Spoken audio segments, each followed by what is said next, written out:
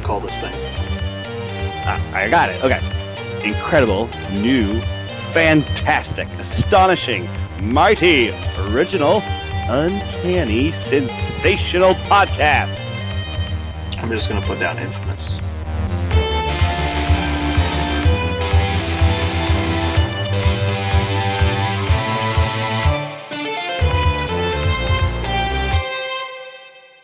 Hello and welcome to Infamous, the audio podcast. This is Brandon, or Mutilus, on the forums. This is not Parker, and I go by Jeremy on the forums. Nice. You heard me. Hashtag Yep. not Parker.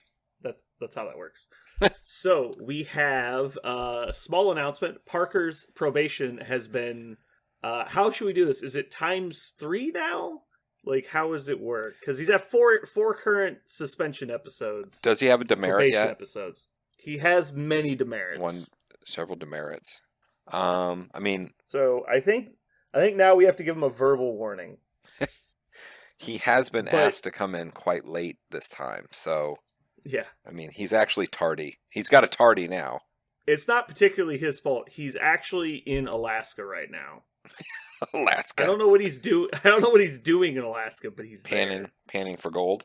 I think it's like a Mr. Magoo type situation going on. Oh my God. Okay, so let's just do ×3 episodes. That sounds about right. There you go.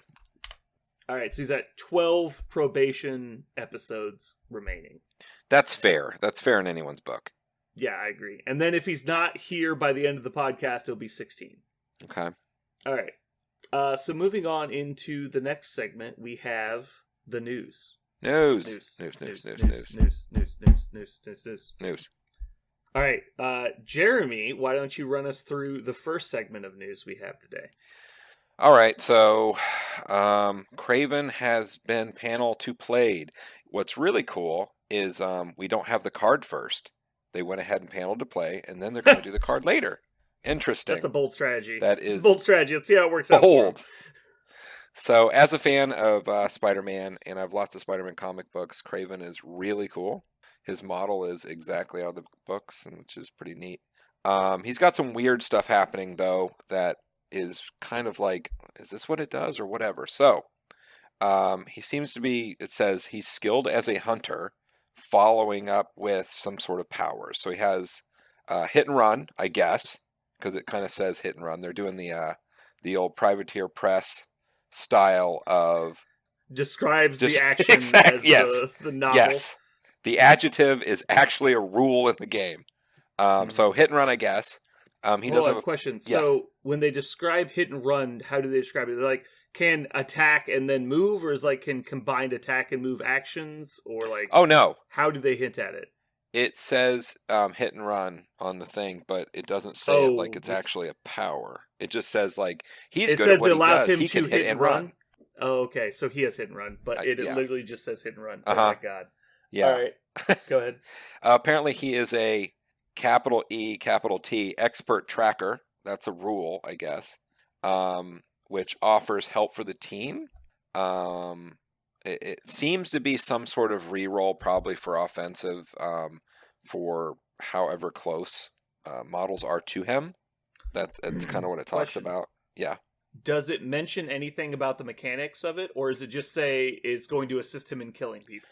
It assists offense on friends. That's kind of what it says. What if it says, like, within a certain range, people can't modify their dice? Because that'd be really good versus the Web Warriors. Yeah, it could be. It could be something like that. It does say there is possibility of making a 12 dice attack from him, which is pretty crazy. Very few models can get to that, if any. One. Who else can do it? 2, 3. So Hulk, I think She-Hulk can. I think her big attack. Oh no, her big attack's only 7 dice, so she can only get to 11. I was just thinking tactics cards, Magneto's tactics card, and I mean, yeah, obviously Magnetic Crush can. I want to say there's one other one. Venom can with a tactics card. 2 tactics cards actually. Yeah.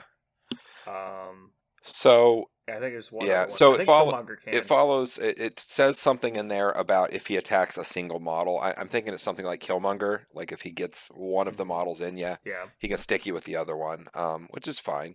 He has another ability called Corner the Beast, which is kind of strange because the way it's worded is it doesn't necessarily make sense. So it does a character 1 damage for a turn within range 3 and causes other models that are People trying to get can't away problems. Juke away. Yeah.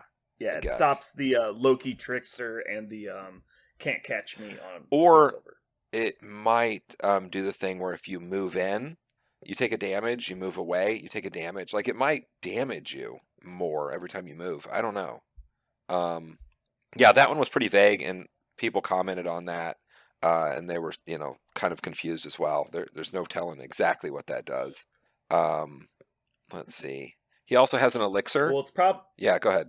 I was just say it's probably just unique rules, so people are trying to Yeah. compare it to other things, and there isn't anything similar right Yeah. now. So apparently he has some sort of potion.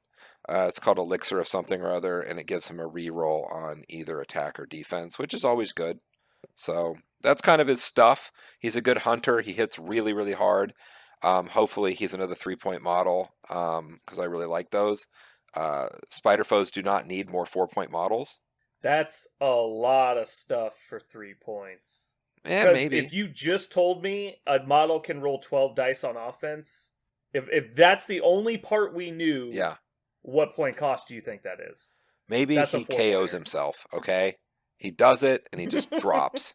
Well, I was actually thinking he might have like a super nemesis thing, Yeah. where at the start of the game he does like a blind obsession kind of thing where he nominates one enemy to be his prey, and then Yeah. like he gets bonuses versus them, and then maybe that's how he gets to 12 dice. That'd be sweet. Yeah, that'd be cool. It'd also be pretty thematic Yeah. because he's there to get somebody.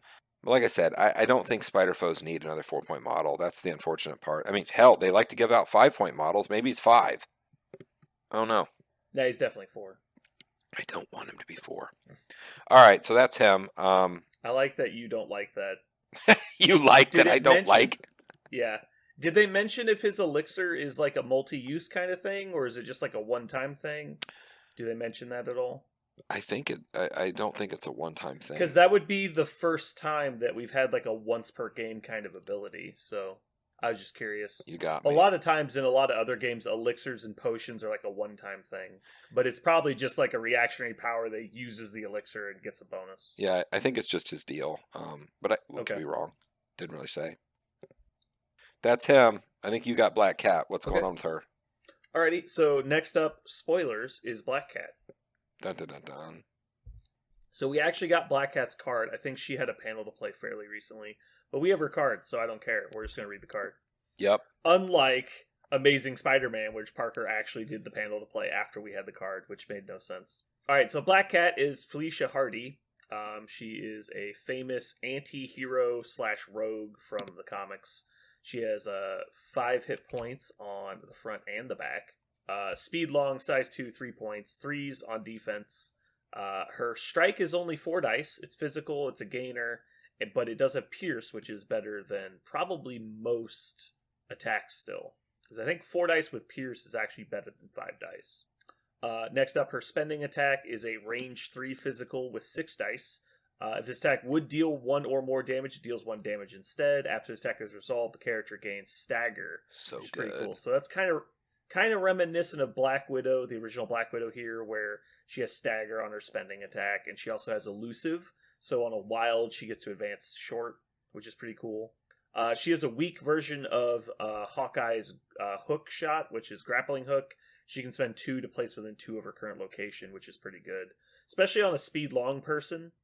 Because there's a lot of times you don't need like a second full move long. You just need a little bit extra movement. And so that's pretty cool. Anybody with movement powers is pretty good usually. And then Master Cat Burglar, choose 1 enemy character within range 1, move 1 asset or civilian token the chosen character is holding to this character, and then this character is now holding that item, can add more tokens than normal. It's exactly the same as the Enchantress Steel ability, I believe. Cost 3 within range 1. Next, we have a pass ability, Bad Luck. Enemies cannot modify their attack dice when targeting you. It's basically the Angelic Ribbons rule, and we've been seeing this a lot lately on female characters. So, it's pretty cool. I'm not a big fan of this rule, but it is sometimes annoying. And then she has Stealth. I don't think there's any. Yeah, there's no noticeable differences on the backside. So, what do you think about Black Cat, Jeremy? Stop watching wrestling. I'm not. I'm reading a card. I can literally see you watching wrestling. No, I'm not. I'm staring at the card. What are the bright flashes of light? It's in the background. I can see you're watching wrestling. I'm not. Turn it off. I'm not watching it. I'm actually reading the watching wrestling. Shut up. I can see Bret Hart's biceps reflected in your forehead. Turn off your wrestling. It is off. I just turned it off. Oh, you just turned it off. Convenient. Well, it was in the background. I wasn't watching it. Until you all tabbed and I could see the light. Like people were taking pictures and shit. Shit. Ridiculous. Those fucking flash photography at WrestleMania 6 fucked you over. I know. Blew my cover. Okay. It's literally like talking to Charlie. He's like, "Are you watching wrestling?" Yeah. Turn the wrestling off. Yeah. Y'all. You're still watching it, aren't you? It's just on mute. Yeah. Turn the goddamn wrestling off, Charlie. Nah. Nah. All right. All right, you ready to go? Yeah, I'm going right now. So what were we talking about? You asked me if I liked her and like why or whatever. Oh yeah, Black Widow, or not Black Widow, Black Cat. We All right. definitely need more characters that have the first name Black in this game. That's really important. It's Yes. really helpful. So funny story about Black Cat. When I read some information of Black Cat, I was thinking, that doesn't seem to line up with what I understand Black Cat to be. I mean, she was in Bruce Wayne's mansion, and I was trying to remember how she got in there and like what her storyline was, and I don't remember her having actual powers, and I'm like, damn, that doesn't make sense. And then all of a sudden it dawned on me, wait a second. Mm-hmm. Yep. So anyway, well, it's easy to tell. This is how you tell if someone is a DC character or a Marvel character. yeah. Does their name end in man or woman? Oh, DC yeah. character. True enough. So, Jeremy, what do you think about Black Cat? So, first off, she's 3 points, which I love. I love 3 points. They fit in lists. The second thing that's really cool is it shows that we can get any type of model at any time. And this one is, here, hand me your mission token or whatever. And I thought, okay, Miles is going to be the one that has it. So Miles is precious, right? He's this precious commodity, Yeah. and if you want to be able to steal something back without killing a model, he's him. And then they came out with Enchantress, who is just overly busted. And then her, like, this is kind of the perfect solution. It's 3 points. That's not Miles. It's a different version, and she can just take an objective from somebody, which is great. I love that.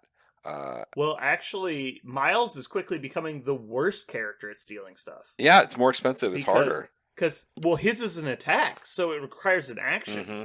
As where the Black Cat and Enchantress do it, not only do it as not an action, but have movement abilities. Like, Enchantress can move people to her to get them in range, and then Black Cat can move herself and is already speed long. I think one of her, I mean, she obviously has a huge weakness, which is she just gets clowned by 2 hits. Like, someone can definitely take her out with just both of their attacks if she gets within range. So she'll steal the token and perhaps just get murdered straight out. She's not that difficult to just daze or KO. That's what I have. All right, Parker, what do you think? I actually was kind of like, crap. Stagger on a stick and speed long, and she steals your objective token.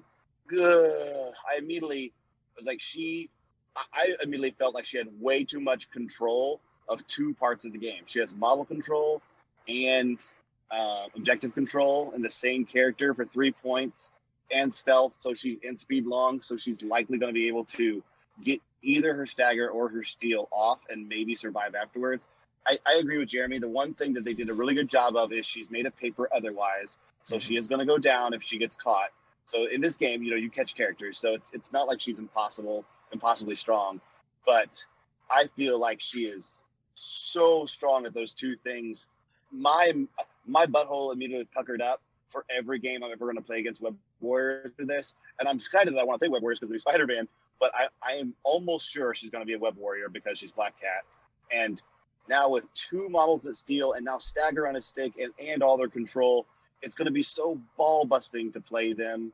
It's going to be so difficult to say, okay, here's my model that's 4, 5, 6 points, and I'm going to like go play against you. And you're like, no, Black Cat staggers you. I'm going to move you long. I also can fit Shuri in the list because her and Shuri are 6 points together.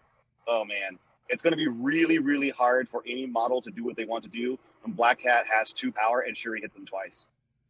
So I don't know that it really matters if she's a Web Warrior affiliation, because the Web Warriors don't have trouble getting to their like 3 affiliated models anyway, because they have so many good models that want to play their own strategy.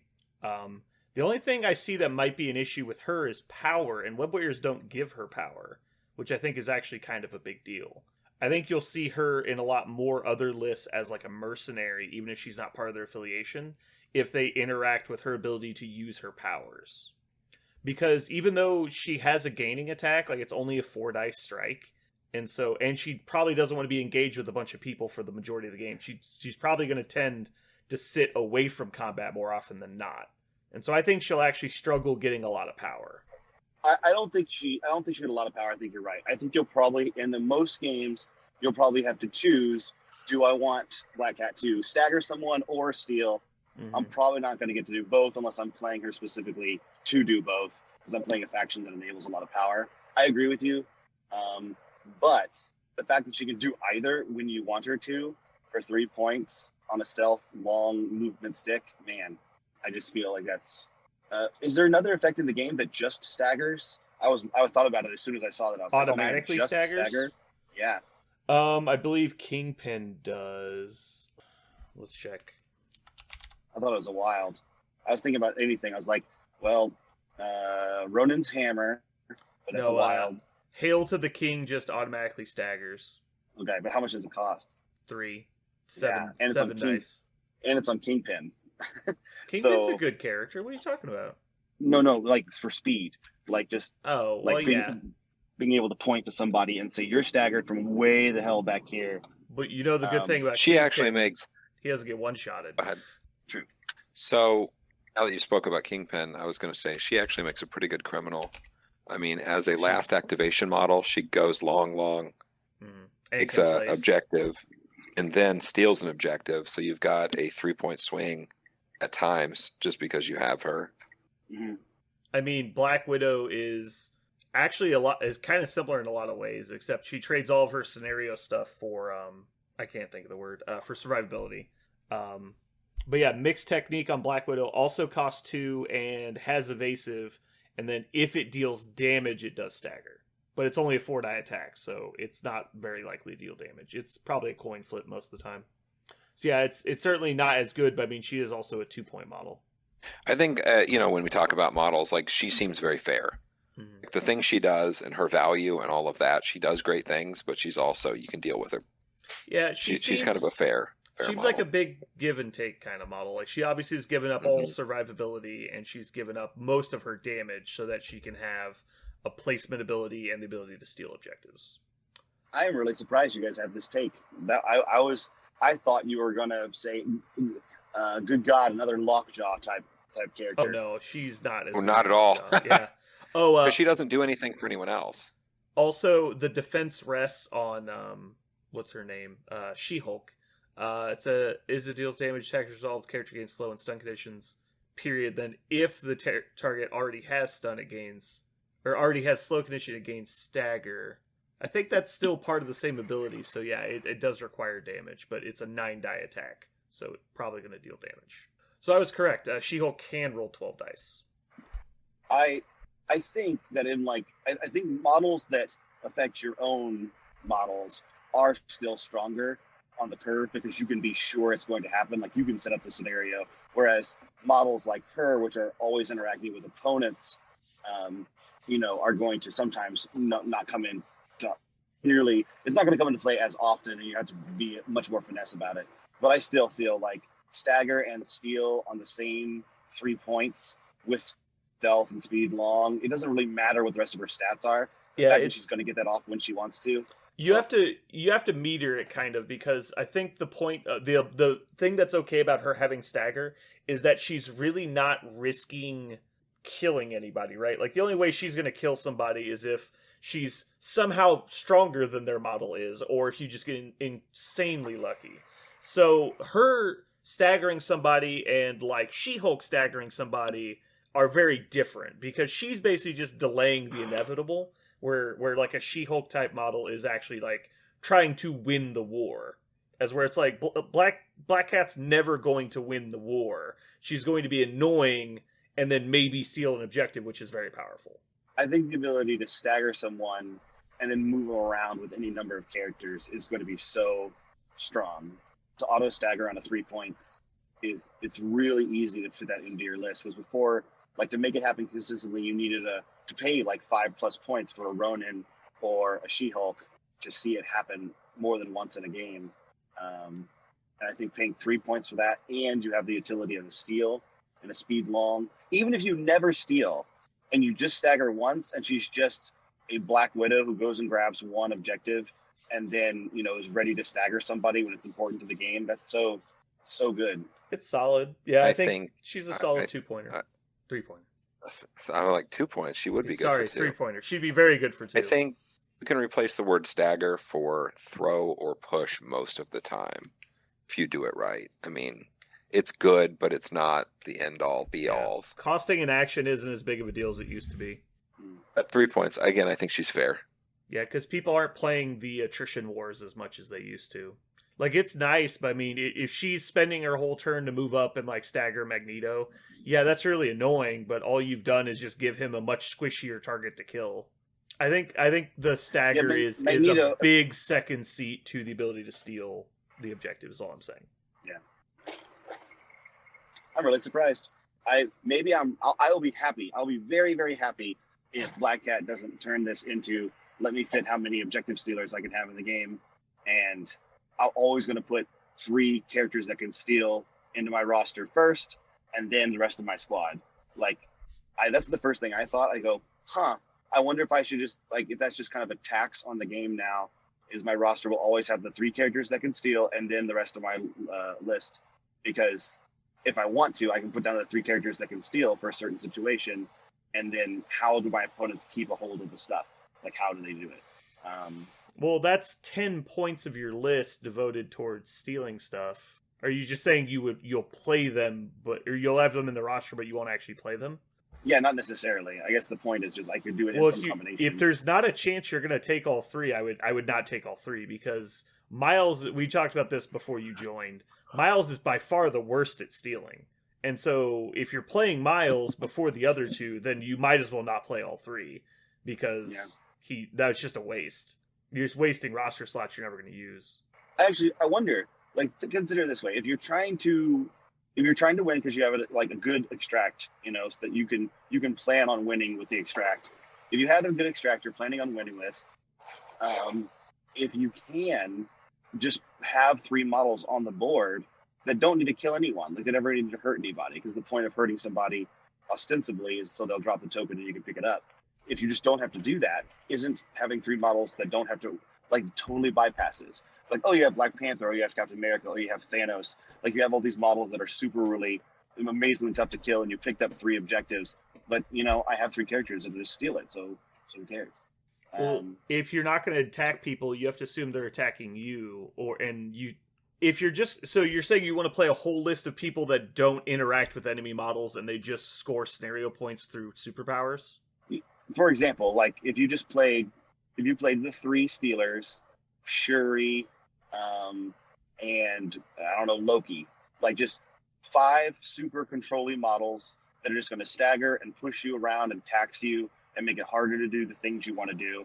And the whole point is just slowing down the game. It doesn't matter, because all of my characters have, you know, 2 sides of the card, and I'm going to end my turn more often with more objective tokens than you do. So it doesn't matter what you do.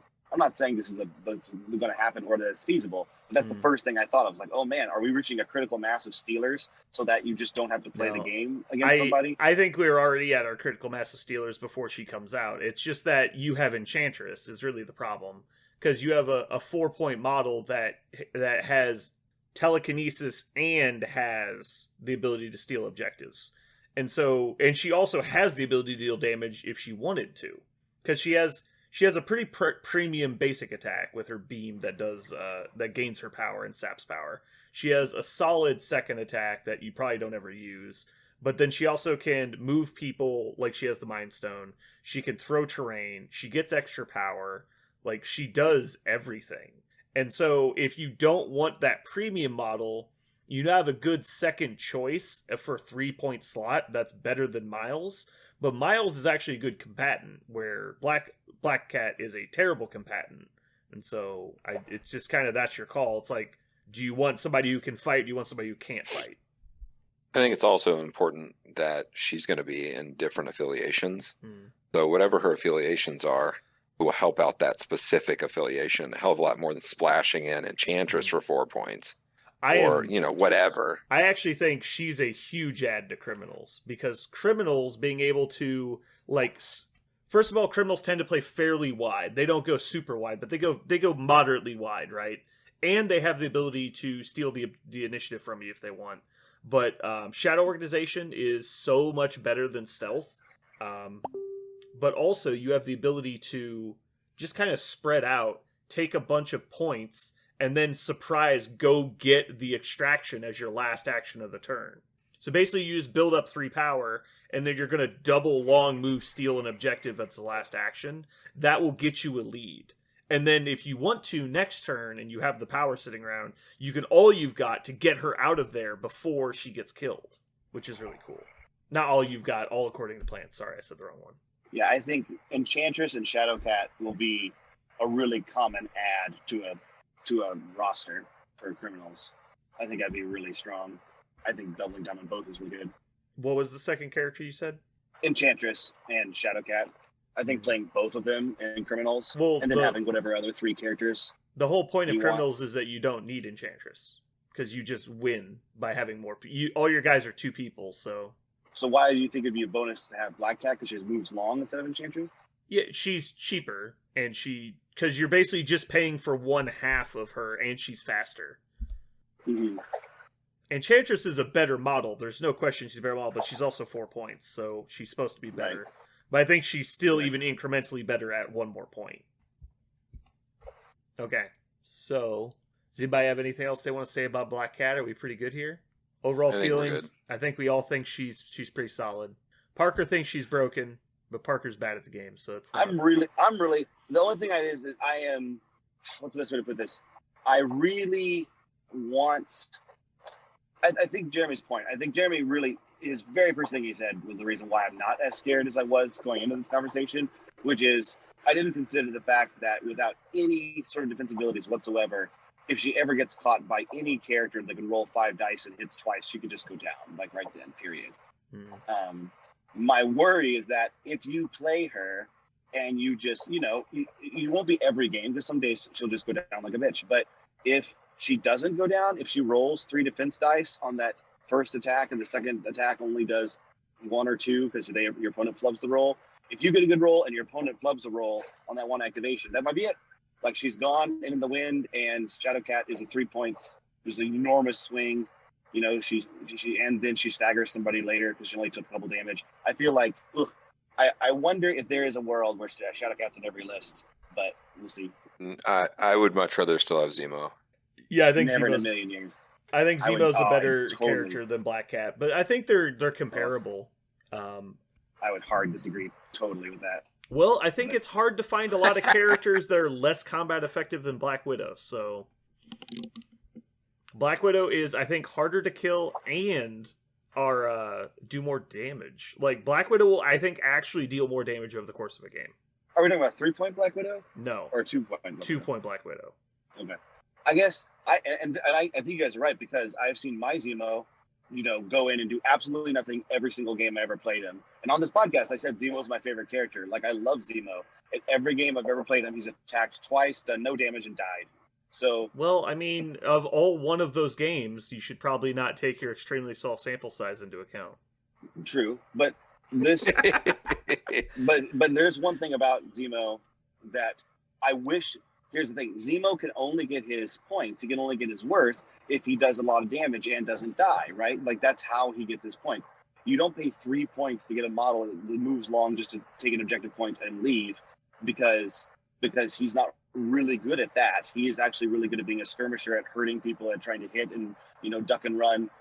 And Black Cat's not that. Black Cat is 3 points for she will stagger someone, or she will steal, or both. Like you don't have to hope like you do with Nemo. And yes, she's just as fragile, or or more fragile than Nemo, sure.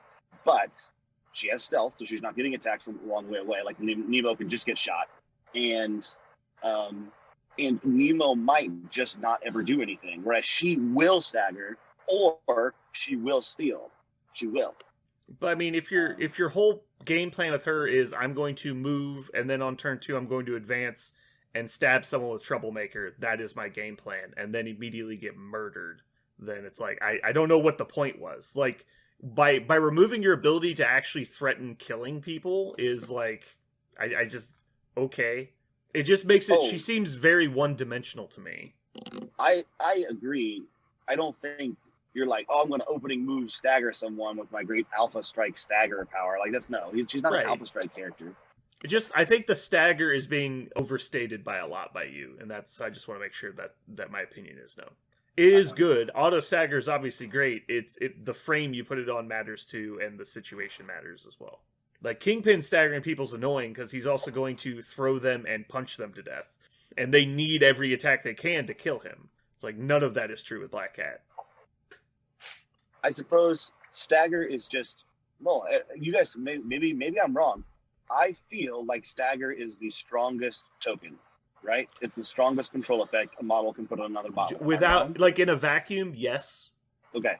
But like But you have to do something after you put the token on them for the token to matter. That's what I'm saying. And Black Cat can't do that by herself, and so that's why... So if you had Black Cat with 5 power, she troublemakered somebody and then stole their token and moved away, that's a problem, because now they can't really effectively chase you. But I think the number of situations you're going to be in where the opponent has an objective, you're not dead, there's not 2 people outnumbering you, and you have 5 power, that's going to be pretty unlikely, I think, most of the time. I think you're going to get that at least once at a game, because she'll get knocked down at some point, right? Your opponent's not going to let her just stand next to her because of what she can do. So they'll flip her over at some point. If she can stand up and be there, if they had to do both attacks, they're probably sitting right next to her, and then she does exactly what you just said. I feel like it's actually really consistent going to happen on. Well, you also have to have priority. You have to go with Black Widow first, and they have to have an extract token. Now, if they killed you and took yours, that's very likely. Right. Yeah. I don't know. She's good. She's definitely an above average 3-point character. Yeah. I guess I instantly saw her and cried very foul. And maybe I'm overblowing it. I think you're overblowing it. She's definitely good. Yeah. The steal ability is if she didn't have the steal ability, everyone immediately forgets that she exists, right? Oh yeah, sure. Like there's no question that's really what we're talking about. Like if you removed that and put anything else on her card, basically, this would be a meh model. Like nobody would care. Nobody would give a shit about the auto stagger. Right. No one's gonna play a 3-point model to remove stagger. Like you want to talk about a 3-point model that has a costing ability that does stagger? Just look at Shuri. What Shuri does is so much better than stagger. Because when she pushes people away, you're forcing them to move back, which almost always costs an action or a legitimate amount of power. And she's also manipulating the board space so you can clear off objectives and stuff. Or push people out of, like, ability ranges. Like, so Shuri's basic attack, is way better than Troublemaker. And Shuri does a lot of other stuff, too. Again, I think she does the job that needs to be done in different affiliations. When you don't have a spot, build your roster correctly without it. I think she does fill a hole, and she fills the right type thing with what she does. I think that's where you'll see her. I don't think you'll see her splashed. There's no sense in it. You would just take Enchantress and make that fit. If you're going to splash a model, you take Enchantress. Okay. All right. We're done talking about Black Cat. Thank God. Yeah, I know, right? Parker just would not let it go. Done. I'm done with her. All right, so that's going to wrap up the news. News is done. All right, so let's move into currently playing. Everyone is currently playing Brotherhood. No, not true. Facts. No, it's true. Wrong. What flavor of Brotherhood are you playing, Jeremy? Well, Magneto, Toad. No, I'm actually not playing Brotherhood right now. But everyone certainly is. I'm doing X-Men with Corvus and his wife. I really like those. That's a really fun So combo. you're doing X-Men Black Order Brotherhood. So is Jason. Jason's also doing X-Men Black Order Brotherhood. And then everyone else at the tournament was playing Brotherhood. It's a new hotness, man. It is pretty cool.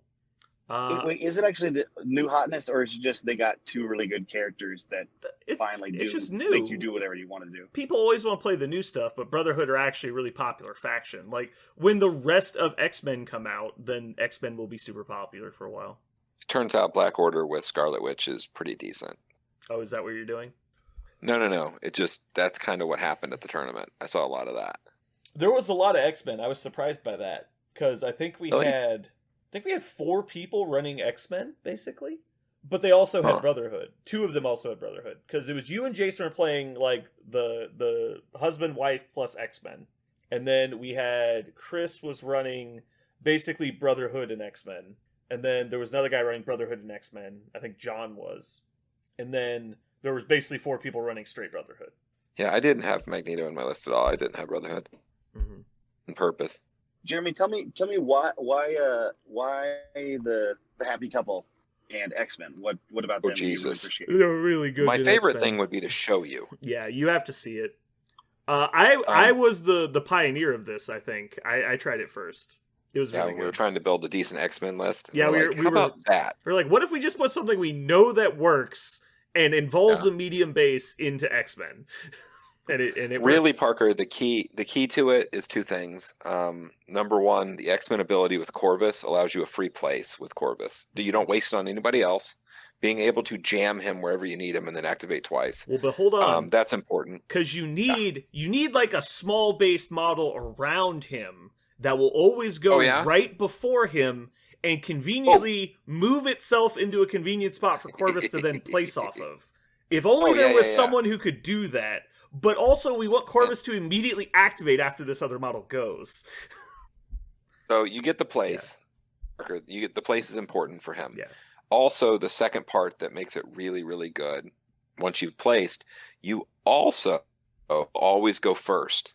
Yes. Because no matter what, you will always have priority. And Mhm. that stealing of priority and letting Corvus smash you in the face twice is insane. Yeah. Why do you always have priority? Or what Well, do you do to ensure that? you actually won't always have priority, but you have effectively a 4 model list because you only have 4 activations with Corvus and Proxima going at the same time. I see. So, That's how you get the priority. Yeah, in your Right. average point Yeah. total, a lot of people tend to bring 5 model lists. So there's a decent chance that they'll only have 4 people, but then it's a coin flip for who gets priority. And then if they only bring 3 is the only time you don't really have it. But then it's more than that because it gives you a really punchy part of X-Men, which X-Men don't really have outside of Wolverine. They don't have someone who can just like carve a hole through something, which they get through that pair. But also Storm giving them cover on top of their damage reduction just basically means they can't be shot. Like, it's just not worth your attacks. You have to do 3 damage before you have to do 4 damage before you threaten doing 2. So most attacks don't ever threaten doing multiple damage. It's very, very good. Yes. It's really solid.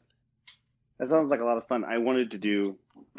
When I first read those 2, I was like, "Well, I'm just gonna put these 2 in every list. I'll start with these 2, and then I'll put Yeah, anything else I I want remember to do that. around them." But it actually works with the X-Men. It didn't work with. Well, any it of my other turns out that they're really good, but if you don't have anything to help them and get around the table effectively, it doesn't work so great. They're okay for 8 points, but they're not like over the top. But the X-Men give them what they want, which Corvus just needs mobility, which is basically giving him a free action because he doesn't have charge. So giving Corvus another action is obviously crazy good. But yeah, shooting at Corvus when he always has cover and he gets the Reality Stone and he has damage reduction, just like, did you do 7 hits? I take 1 at most. Like, it's just whatever. So that's what I was playing. Parker played Sit at Home and Be Mopey. Boo. Boo. I Probation. played. My family was in town, and so I didn't get to do anything fun. Yeah, You're supposed to I was- leave when I your was- family I was comes there to town. I was there in spirit. I was No, really spiritual about you it the whole weren't. time. All right. If I would have come, I would have played Inhumans. That's what I would have done Gross. in honor of my liege lord Jermagur Constagon. I would have played. Oh, I would have played Blackagar, and you all would have started ruining the day. You would have loved to watch me lose all my models and die. Oh, you know Black Bolt? Yeah, we're on a first name basis. I call him Blackagar. Blackagar. So stupid. You call him Black Bolt. I call him Blackagar. Yeah, Boltagon. That's so much worse. Oh my God. It's like Captain America, everybody calls him Cap or Steve, but it's like, oh, it's okay, I know Blackagar. And you're like, who the fuck is that? It's okay, he gave me his business card. He couldn't tell me his name because, he's stupid. Anyway. Alright, so moving on to hobby projects. Jeremy kind of hinted at his hobby projects during the pre-ramble. Jeremy, It sounds like your hobbies are drinking and painting. Yes. And also watching Infinity War movies over and over. Oh, there you go. You got to do that too. I'm basically finishing up the rest of the models. Everybody's about 85 to 87% finished. I'll wrap those up probably in the morning before I come to the shop. You just couldn't stand me being ahead of you on painting the new stuff, could you? It was driving you nuts. Yeah, it was inappropriate. I didn't like the way it felt. Yeah. Okay, so my hobby project has been getting my Magna-Rack ready. I traded a slider Magna-Rack sheet for a solid Magna-Rack sheet with Richard, and so now I have a 2-stacker tray. It's very cool. Got my top and bottom are solids, and then my middle 2 are sliders. What is a slider like? How is it? Just like it's on a rollers or something? It's like a drawer. Yeah, it's just a sheet that slides into it. It's got like a channel it slides into, but there's no like mechanism. It's just, friction basically.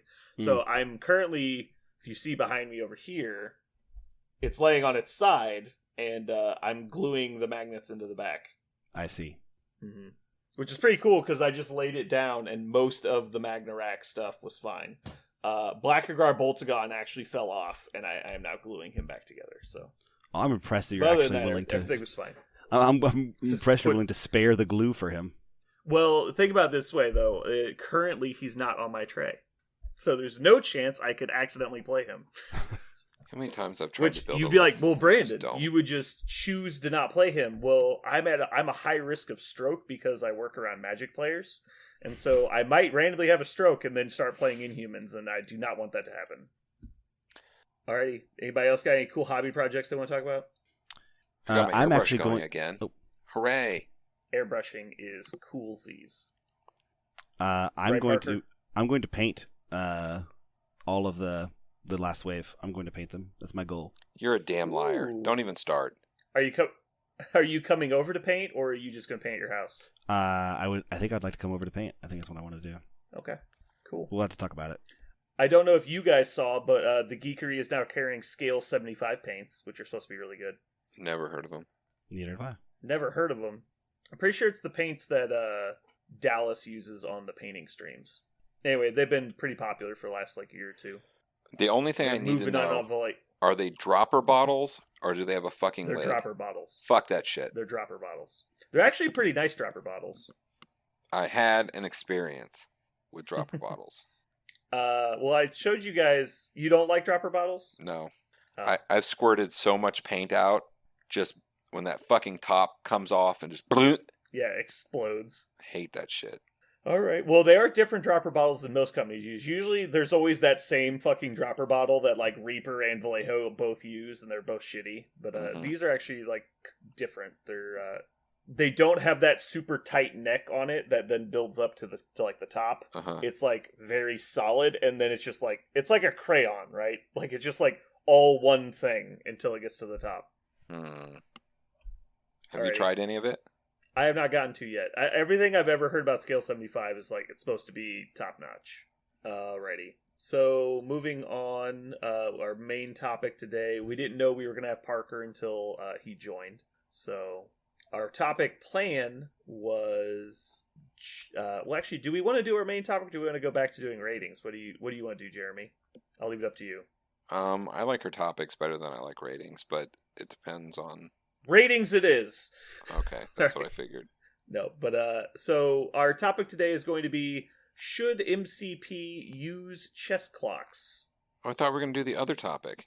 There's two topics. It's a two-parter. Okay. There's this one, and then should we kick Parker off the podcast? Oh, That's okay. topic 2. I knew that was coming. A little more awkward now that he's here. I knew Yeah. this. I knew one of the topics was how much do we Should- not want Parker anymore into the Should podcast. we No. vote now? All right. Well, since you knew that was coming, you should know what's about to happen. We said before you joined there was one of two things were going to happen. Either one, you were not going to join today, or two, you were going to join. If you joined before the podcast was over, you got 12 probation episodes. If you didn't join by the end of the episode, it was 16. Oh, So you currently have 12 probation episodes. okay. You have earned 6 demerits. Six demerits. This is officially your verbal warning for tardiness. Got it. It's verbal because we're on an audio format. If I Perfect. texted it to you, it would be a written. Okay, so chess clocks. Myself and Jeremy, I think, are the only two people in the area other than... Did you play any games with anybody else, Jeremy? I did. On I played chess Jason. clock? Me and Jason played on a clock. Jason one time? Mhm. Isn't that the game where he played like Thanos and Magneto and you played 3 models? Like, so... No. Oh, okay, that was a different game. Yeah. No, we played and he was very didn't want to do it. Remember? He was very anxious about it. And when we got done, he actually was like, no, I really liked that. That was great. It kept me going, kept him moving models and playing the game instead of getting the whole paralysis thing. So Yeah, it gives you what's the term that I like to use for this? It's not that it forces you to hurry. It gives you like a priority. Like you now have a reason to like play quickly. It gives you motivation, I guess, would be a term, but I can't remember what I used to say when we talked about it in War Machine. But also, if you don't have any like motivation to play quickly, you will just tend to play at whatever slow pace you just feel like doing at the time, which will just result in you and your opponent both playing less games. So if you play on a clock, it's much more likely you'll get a second or even a third game in a night. Another thing it does is it eliminates the whole what's the best like the side competition, like the side conversation, the let me see how often I can distract you kind of thing. It gives you a penalty for doing that. So I think that's really good too.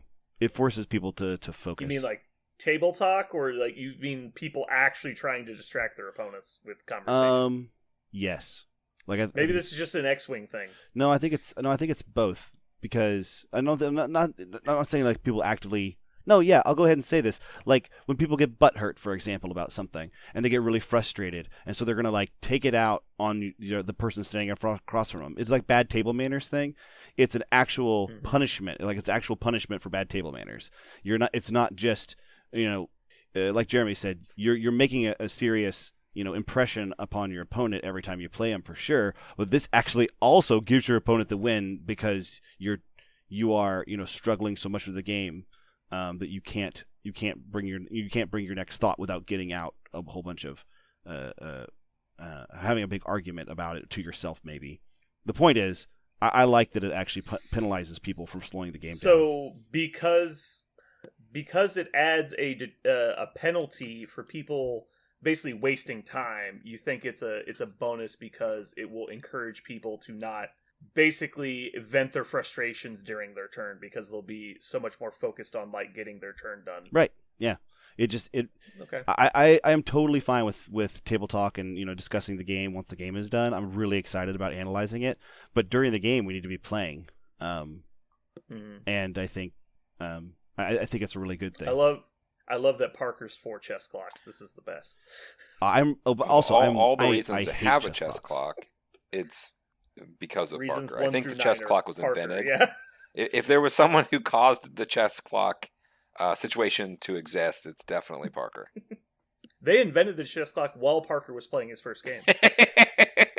There's got a way to get this moving. which by the way is still going. So what's your opinion, Anyway. Brandon? You didn't give yours.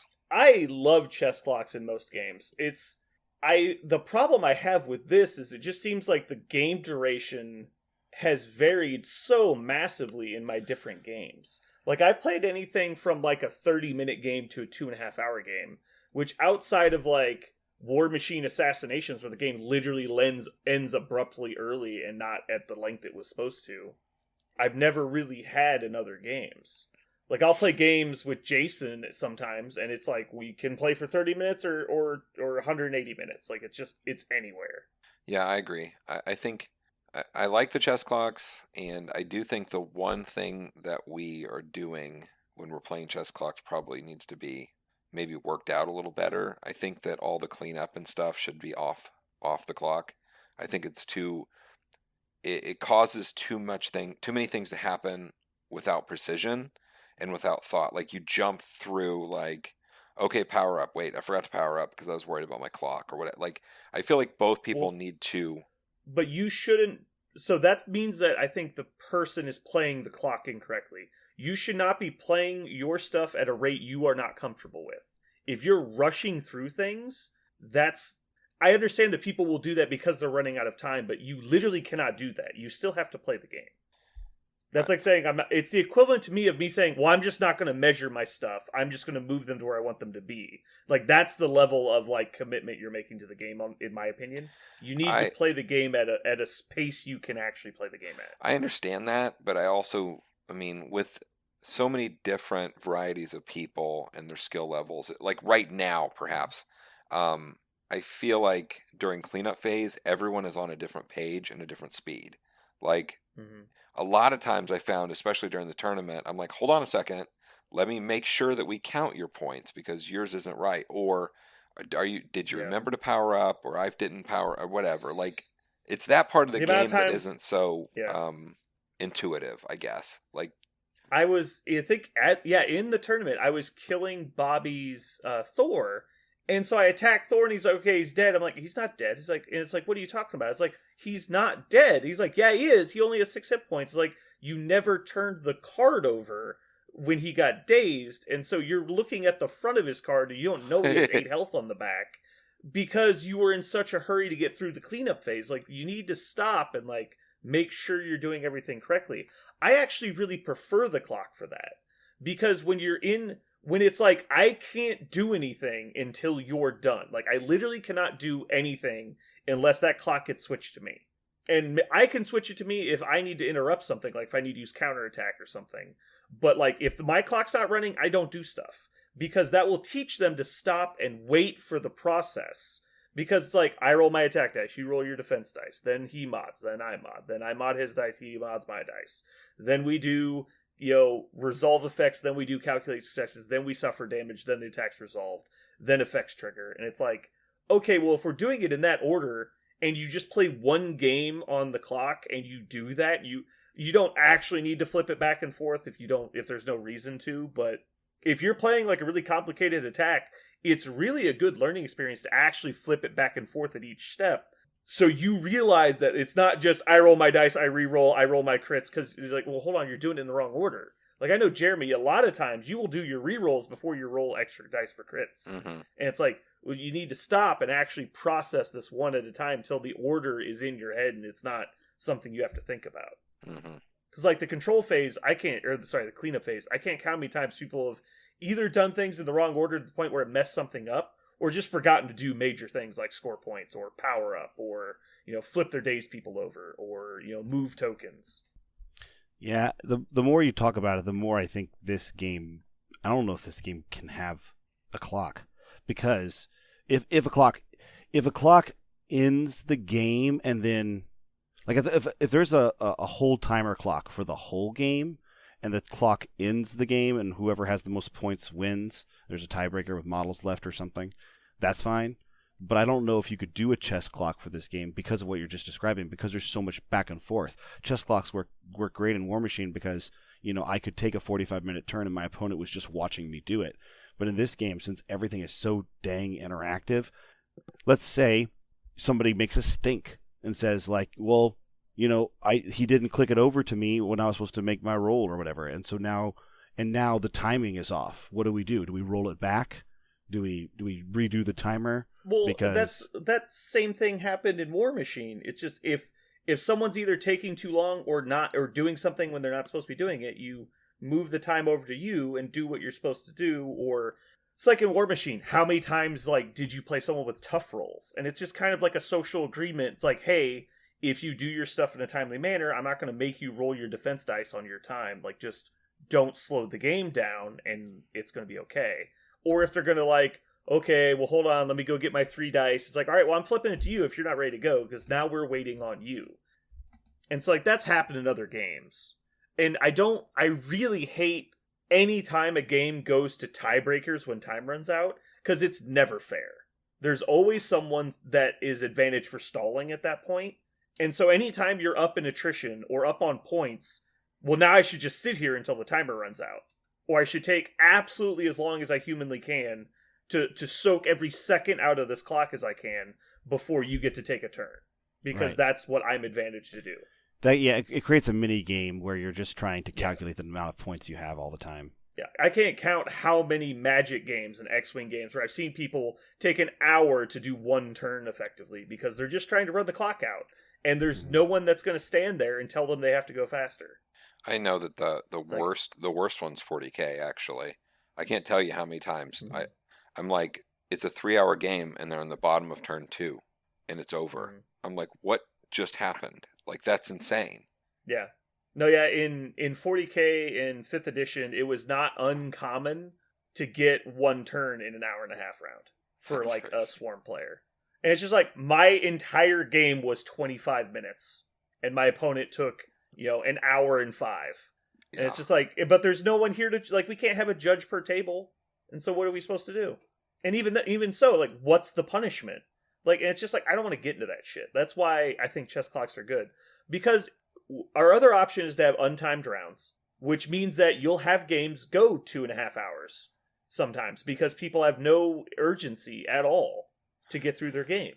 What was the They're going to take... Good. What was and during the tournament we just had, what was the longest set of games? I mean, they went on for a couple hours, didn't they? Well, so I started my game later than anybody, even though Jason showed up late, because he was only 10 minutes late, and I had to get all the other people set up. Me and Richard, because I ate my lunch before we started, because my lunch got delivered right when we paired. So I ate my lunch. We talked about our game. We played on camera, so we had to set up for the camera and everything. And I think I was still one of the first 2 tables done. And so I was walking around talking to people after our game was over. I think we ended the tournament at 7:30, which is 6.5 hours for 3 rounds, which isn't bad considering there was the whole point of the tournament was new player friendly. It's because Chris had never really played a game before. Adam, the new guy, had only played the one match against you.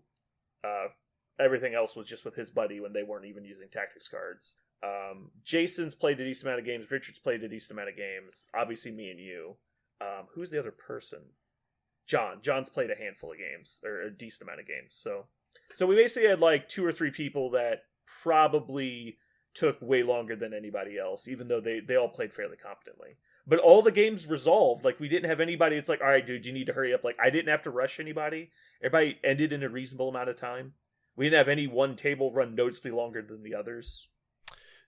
There is, I just thought of, there is one mini game that shows up. A mini game that I had to play constantly when I knew I was playing a chess clock because I'm horrible at them. I'm really, really bad at them. I have lost so many games to no one except myself because of the chess clock exists. Yeah, you have the atypical pie chart of this is chess clock losses, and then these are chess clock losses in blue. Yeah. And you're damn it. Yeah. Yeah, I've lost so many times to chess clock. And so basically there was a mini game for me, which was, it didn't take place in the game table. It took place when I was making my list. I would go, okay, how can I make a list with the least number of models and still expect to win? Because if I don't make a list with the least number of models, I should expect to lose because of how I interact with the chess clock. And so I don't know if that's necessarily a bad thing, but I guess you just, if you decide to do chess clocks, you are And maybe eventually everybody would be able to play 5 models. And maybe it just is a 5 model game, and so the chess clock's always going to be totally fair because there's only 5 models on most lists. That's easy to do. Let's do that. But I know in this game it is 100% up to you how many models you play. So that's definitely true. Right. But I mean, there are other games where, War Machine is an example that's not really easy and relevant because you could play a 6 model War Machine list or a nearly 85 model War Machine lists, and obviously one of them was going to take so much longer than the other to play. So this game is not like that. Your variance is 2 or 3 to 5, maybe 6 on the way outside. So maybe it's totally reasonable because you're never going to have that many decisions to make on any given moment. Or rather, not decisions to make, but literal physical actions to take. Because that was the problem, is because I was so bad at chess clock just with the decision-making standpoint, if I gave myself any sort of hard time with the actual ability to move individual models, if it took me extra seconds on the board for my hand to move through the atmosphere of Earth, that was going to cost me the game because I needed every single second. So I think the thing that really holds you back the most in miniatures games is you seem to be a person who doesn't want to look at like the big picture a lot when you're doing decision making on models. You'll activate one element of your army and you'll come up with a plan, you'll execute it remotely well, and then you'll be like, okay, that was a success. Then you'll move on to the next part, and it's like you are just now like realizing what you want to do with that unit, and every time you move on to a new piece, you seem to be almost formulating a new plan most of the time. And I've always assumed that was because you haven't gotten enough reps in with whatever it is you're currently playing to just have like autopilot mode. It's like, well, these guys do this, and so I'm just going to do it, and it's just going to happen. I'm not going to think about it at all. This guy's going to run to here, it's over. Like, we're just going to move on. The only thing I ever saw you get that comfortable with was X-Wing.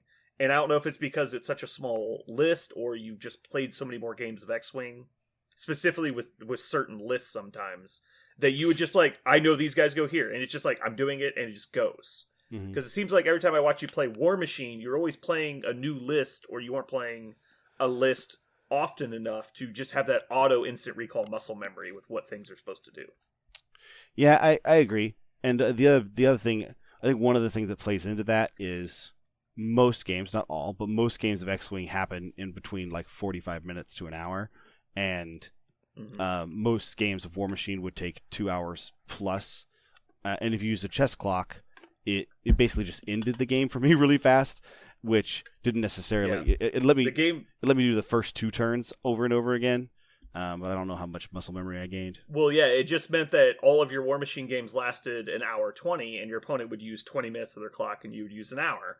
And so you would always lose the game on basically turn 2. You would usually finish turn 2, and then you'd have like 5 minutes left. You're like, well, my opponent is now just going to run away from me and watch me lose on 5 minutes of time.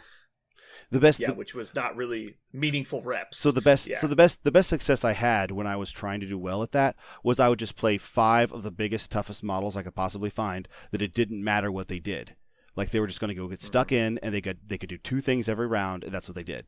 And so the best success I had playing on chess clock was, here's 5 models that are super we'll call it game softeners, right? Things that are really, really hard to mess up and really forgiving when you make a mistake. And I'm just going to play nothing but the softest models I can with the lowest model count. And then I'll just throw. Just what's the maximum movement? Do that. What's the maximum movement? Do that. What's the maximum movement? Do that. So I think you could probably do that in this game. But that's what I will start doing. If somebody tells me to do chess clock, I will just be looking for that. Let me play the models that I'll be playing your guys' like bruiser list, the retaliation list. Like that's what I'll start playing, where it doesn't matter what I put down or where I put it down. I'm just going to send them things. Don't start with that one. That one actually requires a lot of thinking. It's mostly just positioning stuff. But so Jeremy, do you find that you enjoy games you play on chess clock more than games you don't, or do you think that is it the other way around? Does it matter?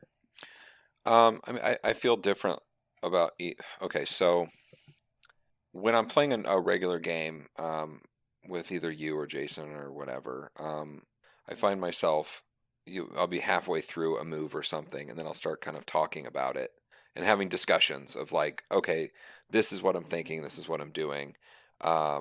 Sometimes, and I feel like those kind of conversations can happen when you're not on a chess clock or a tournament game or whatever. And put on a tournament game or a chess clock game, it becomes like you're focused in on exactly what you're doing and you just move. I like them both. They're both good. They're just different. Mm-hmm. I like the rigidity of it when you get to the chess clock games, because like there is time lost between like, oh, I want to trigger counterattack, so you have to reach over and hit the clock to move it to your time. Then you say, hey, I'm triggering counterattack. You spend the 2 power, you roll the dice. You've told your opponent how much damage they take. You flip the clock back to your opponent. He marks the damage, gains the power, and he's like, okay, well, like, yeah, there was a little bit of time lost with like the reaching for the clock, but as soon as he hit the button, it's now he can sit there and think about that for as long as he wants. Like if he's like, well, I don't know if like it's like, all right, I'm going to attack Quicksilver. You hit the clock, and then your opponent sits there and thinks, do I want to use Can't Catch Me? And they can. There's no obligation for him to make this decision in any reasonable amount of time. He can sit there for as long as he wants and think about it, because he's using a resource that he has now. As where if we're on like a timed round, and he's like, I was like, all right, well, we've probably got 10 minutes left in the round, so Magneto's going to attack Quicksilver. And he's like, well, hold on, I need to decide if I want to Can't Catch Me or not. I'm like, well, are you gonna? He's like, well, I don't know yet, hold on. And he's like, all right, well, I'm just going to throw something at him instead. I was like, no, well, you said you were going to attack me, so I get to decide. You're like, okay, like, just hurry up, because we only have like 10 minutes left, and they're like, it's close on points. Like, those are the worst conversations and interactions that you can have with people. And I will give any number of those situations up to play on a clock. Like, if that makes sense to you guys. Yeah, I would never trade a round timer versus a chess clock. I don't think those are equivalent at all. I hate round timers because it's exactly as round that. Timers are the worst. I would rather play untimed, I almost want to say, but then it's like some people have the social etiquette and some people don't, of like, I can't legitimately sit here for 3 hours and play a game, because then it's going to ruin everybody's day. Because there's 12 people in here waiting for my game to end, including my opponent. Mm-hmm. And so any time that you end up losing with the I have to reach over and hit the clock, or like explain to somebody that I want to take time, so they need to switch it to me. Any time that you lose there, it's like, how often do you ask your opponent, it's like, okay, well, I think I'm going to attack you. Do you want to use this ability? Like, by the time you've asked that question, the time has already been like wasted. And so you're not really saving any time by not flipping the clock. Like, you just hit the button. If they don't want to do it, they hit the button back. And it's just like, and there's no like, you're being mean. It's like, no, that's the etiquette. Like, if you're doing stuff, it's your time. If I'm doing stuff, it's my time. And then, you can do whatever you want on your time. If you want to go to take a shit, like, go take a shit. It's on your time. It's like, whatever. If you're late to the game, your clock starts. That's how you solve late to game stuff. Like, there's so many things are fixed by it. And it's probably not necessary in a lot of games, especially in like just exhibition games. But if you find that like some people are taking a lot longer to make decisions than you think is fair, then yeah, maybe look into chess clocks in like friendly games. So far, the chess clocks have made me feel rushed every time, every single time I've played it, and it's come to. But again, those lists I was playing were kind of like that, I guess. Like, I didn't have to play those for sure, and I didn't know them perfectly at the time, so there's some stuff going on there, but they did still feel rushed, which wasn't good. Wait, what do you mean it wasn't good? It doesn't feel good to feel rushed. Like, yeah, when you it becomes obvious that your opponent becomes the clock, it doesn't feel great, but that's you only need to play faster than your opponent. It's like running from a bear, right? You only have to run faster than the next guy. But if you are playing somebody that can play quickly, then and you can't achieve a win condition before time runs out, that's bad. And so part of it was because the first several games we played, we definitely didn't have the time right. I think 45 minutes per player is probably more fair, because you probably won't ever have both people run out of time, right? Which is an hour and a half a round, which is probably still a little tight. And I know you prefer an hour based off games we've played. But I think 55, 55. I think 45 is probably where it needs to be. I know what you think. Mm-hmm. I could play a game on 30-minute timer, but that's just because I play fast. and I know how to play to the pace of the game, because I know that I just need to stay 1 minute ahead of my opponent, and it doesn't matter how quickly I'm playing. That's all that matters. Stay 1 minute ahead of your opponent.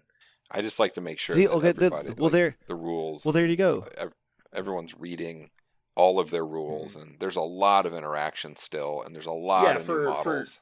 Learning a list is definitely something that you should do off of a clock. And we were playing totally new lists. We just decided to start using chess clocks that day. It wasn't like we prepped for it or anything. And we haven't used chess clocks in over a year, probably 2 years at this point. So we weren't used to playing with urgency. I guess therein lies the thing, right? Like, for me, a serious thing that I felt was, yeah, you can turn on the clock. I'm going to lose. It just means I auto lose, so this game has no value to me. Well, it's not necessarily no value. Like, I was going to play it to learn something, because 90% of the time, when it was a friendly game, we played on the clock ran out, but since I had only done 2 turns, it was usually you who was like, I guess we'll play, an extra 20 minutes or something, so you get to do at least 3 turns.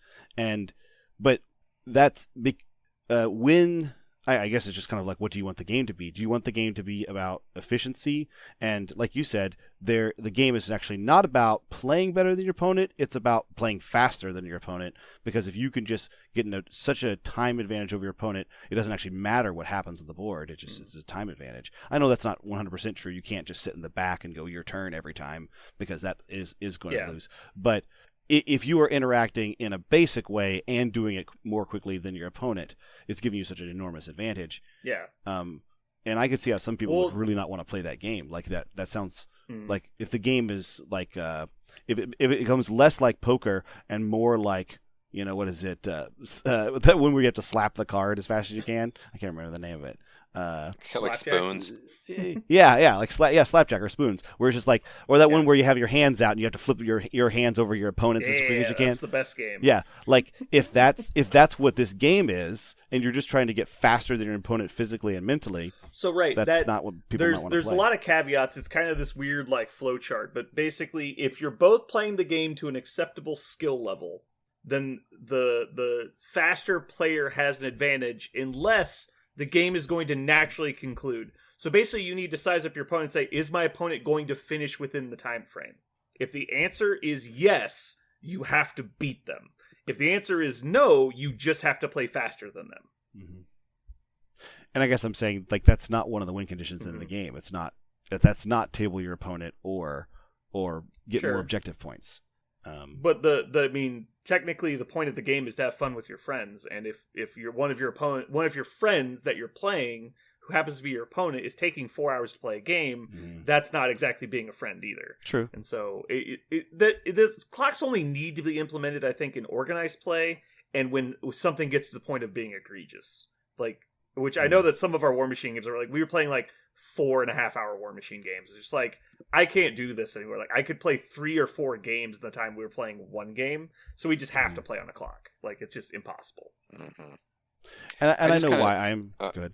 So I think back, and I'm trying to compare, because we just played pretty recently these games. I think I played like 3 on the clock so far, and all of them again felt pretty hurried. However, when I played War Machine, the first time chess clocks were brought out, I played in that tournament. It was at TempleCon 4 million years ago, and that felt really good. Like, totally. Do you know why? I don't know. Because you were playing on 6-minute turn timers for the previous 3 years. No. You were activating 65 models in 6 minutes. No, previous year. Well, I guess, I don't know. It just felt... tournament games were either on egg timers and you just had like 6 minutes for your turn, or they were just 2-hour rounds in which basically I guess that's true. That's true. We were conditioned to play differently. Yes. But those timers felt good. You were taking high-level tournament players that were very versed with their list and were playing under very rigid time constraints, and then allowing them to take long turns. And so that's why it felt like this weight had been lifted. It's like not a big deal at all.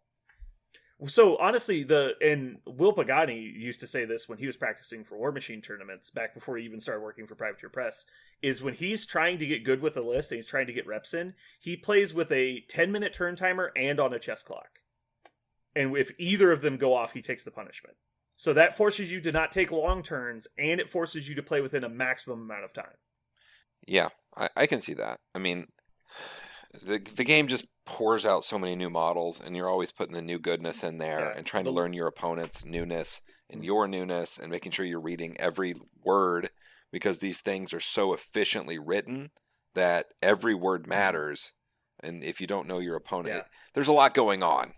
I think nailing all of your models down and your opponent's models down would feel a little different. It's not just models, also the missions. Like the objectives change just ever so slightly every month when a new set comes out. A little bit. I mean, a lot of the mission cards are either very repetitive or not competitive, so you don't see them. Yeah, but there is a lot of new stuff being played, but also we're not grinding nearly as many games as we were when we were playing like tournaments in War Machine. We were playing way more often. But yeah, my main concern is just for tournament duration, because when we first started, we were playing games in about an hour, I think, and then when we switched to the clock, we started playing with 30 minutes a player, and we're like, we'll just see how this goes. Then we immediately upped it to 35, and then immediately upped it to 40, and we still weren't even being able to finish the game in 40 minutes. I was like, well, how are we playing games in an hour, but now in like 80 minutes isn't enough to finish a game? And it's not even close. Like, we weren't even close to finishing. And so it's like, how are we? I think it was just the weird matchups we had. Like, we were both playing very grindy lists, and neither of us were particularly versed in it. Like, we had played those lists a lot, so it just felt like we were just smashing bricks against each other and nothing was happening. Because, like, we got to the end of the game, it's like, no one's dead. Like, everyone's still alive. Like, how did this happen? And I mean, think of the number of things that have changed in the game, though. I mean, you can run away with things now. Like, you can just steal things. Like, there's tons of crazy shit that wasn't in the game a year ago. Well, we didn't start doing chess clocks till, I think, the spring. Yeah, and I'm saying when we were playing those 1 hour games, I mean, Thor will either beat you to death or you die. I mean, he dies. Like, the models were a little bit more simple, I feel like. Yeah, maybe. There was at least a lot less options. Like, the amount of options I feel you pretty could put confident. on the table. Yeah. I feel confident even with the list I'm currently playing, which I'm not super practiced with, but I know the models for the most part. I feel like I could easily play a game in 40 minutes. Or my time be 40 minutes. I think combined hour 20 should be plenty for two people. But then you do run into the problem of like, well, what if it's not accommodating to certain styles of lists, then that's not the proper amount of time then. I know it's weird. Because I wouldn't want the clock to deter people from playing a certain list style. Yeah, I don't know. I think that there's a sweet middle ground in there, and maybe it's 45, 50 minutes around for tournaments. Maybe it's somewhere in there. That's so long, though. But you don't make it that long. I'm curious. Both players aren't going to make it to 45. But if you're not making it that long, why do you need the time? That's what kills me. It's like the jump from 40 minutes to 55 minutes is so huge. That's such a lot of time. That's half an hour. Yeah, I don't know. Honestly, I feel like 45 minutes is like super generous for this game. And it's just for those really rare outliers that I feel like it's even necessary to go to 45. Yeah, but it also seemed like every freaking game we go to round 6. Like, and I know some recently it hasn't been that way, but man, there for a while it was round 6 every time. Part of it, we need to pull out the chess clocks again. It hasn't been an issue lately, but I swear, like you know what a perfect test would be? Let's just fucking check the tape. Like, we have 50 battle reports up. Let's see the average duration. Yeah, oh, that's true. Okay, so while I'm pulling this up, it looks like 5 hours. Like, what happened? Okay, but yeah, I just don't feel. I think the problem was we like randomly tried it when we were both playing fairly new lists, and we were both playing really beefy like attrition style lists that did not do anything like tricky, and we were just like grinding on each other for 2.5 hours. That's what it felt like. And so I think we just didn't do the clock for long enough, and we didn't stick with it to see that those were just outlier games. It could be. All right, so the one I uploaded today, so we're just going to go backwards from 49, is 52 minutes, 2 hours and 1 minute, but that was the Vibranium Heist, so that's obviously like an outlier. It also wasn't limited to 6 turns. Vibranium Heist, 1 hour, 18 minutes. Normal game, 55 minutes. Normal game, 143, so that would be an outlier. That was you and Jason. Then we have me versus you, 130. So that'd be right about 45 each. 153, and this was the ultimate encounter, so that doesn't really count. Me versus you, this was a clock game. We did 153. Also, this is like with deployment, and this is us talking about our lists and everything too. And I usually do a little bit extra. So the actual gameplay takes a little bit less than this. 133, 133, 117, 120, 120, 110, 140, 120, 114, 122, 112, 150, 130, 115, 130, 130, 140, 130, 115, 59, 117. Seems like the majority would be within the 45 minutes. And considering we're not playing on the clock, and also I tend to get interrupted in our battle reports a lot, and I have to step away, so that slows us down a bit too. I feel like 45 should pretty acceptable. There's only like 3 or 4 games in here that would like not really fit in that time constraint. So yeah, maybe we'll start trying the chess clocks again. Yeah, I don't mind. It's fine. Now. Especially now that Parker's coming back, we're really going to need. Oh, we're getting a chess clock. We'll even put you on chess clock for like list building. That one game you played Merle and Parker, you played Butcher 3 into, I want to say it was Haley 2 that Merle was playing, and you used 54 minutes of your chess clock on the first turn. And sounds right. I literally like shat myself. I did not know what to do. You thought we were fucking with you because you had not like looked at the time, and you literally used 54 minutes on your first turn because you just did not want to walk into that barrier range, but you had to, and it was just like pulling teeth. Like I guess I walk forward. Yeah, it was so fun. The only time I've ever like done well with the chess clock is when, like I said, I had 6 models. I'm just like, go. Everything's armor 24. I don't care. Go. Just go. And I know we've had this conversation so many times, but like when you're playing on a chess clock and you know you're going to lose to the chess clock, it's like, just run at them. Like, just run. Like, zero decision making. Just run forward. Like, just don't worry about taking 6 models. Just run at them. They'll deal with your model count for you. Like, just let them kill everything. Like, at least make them make attacks to kill you. Like, you just need to play Striker 2 and just put Striker 2 in the middle of the table. It's like, do something. Like, eventually, I'm gonna get a turn and you might lose. But that's not the way this game works, because there's no like instant win condition. There's no way to like take your 45-minute commitment and turn it into a 2-minute commitment because you have the single attack that kills your wins the whole game. And that's one of the reasons why this game, I feel, Jeremy's point about especially like whose clock is the power up and the calculate all the objectives phase, like is that part of the clock? Like I think that's an important point. I mean, we figured it out. I mean, there's a legit way to do it, and it was the way we were doing it, but it's it's the not on the tabletop series of actions that have to go in a certain way, kind of like the rolling dice and modifiers. Like there's a way to do it, but most people play it very clumsy, and I include myself in that because a lot of it doesn't matter that much if both players look at the end of it and go, yeah, that's right. Like and they get there. Most of the time we get there. Yeah.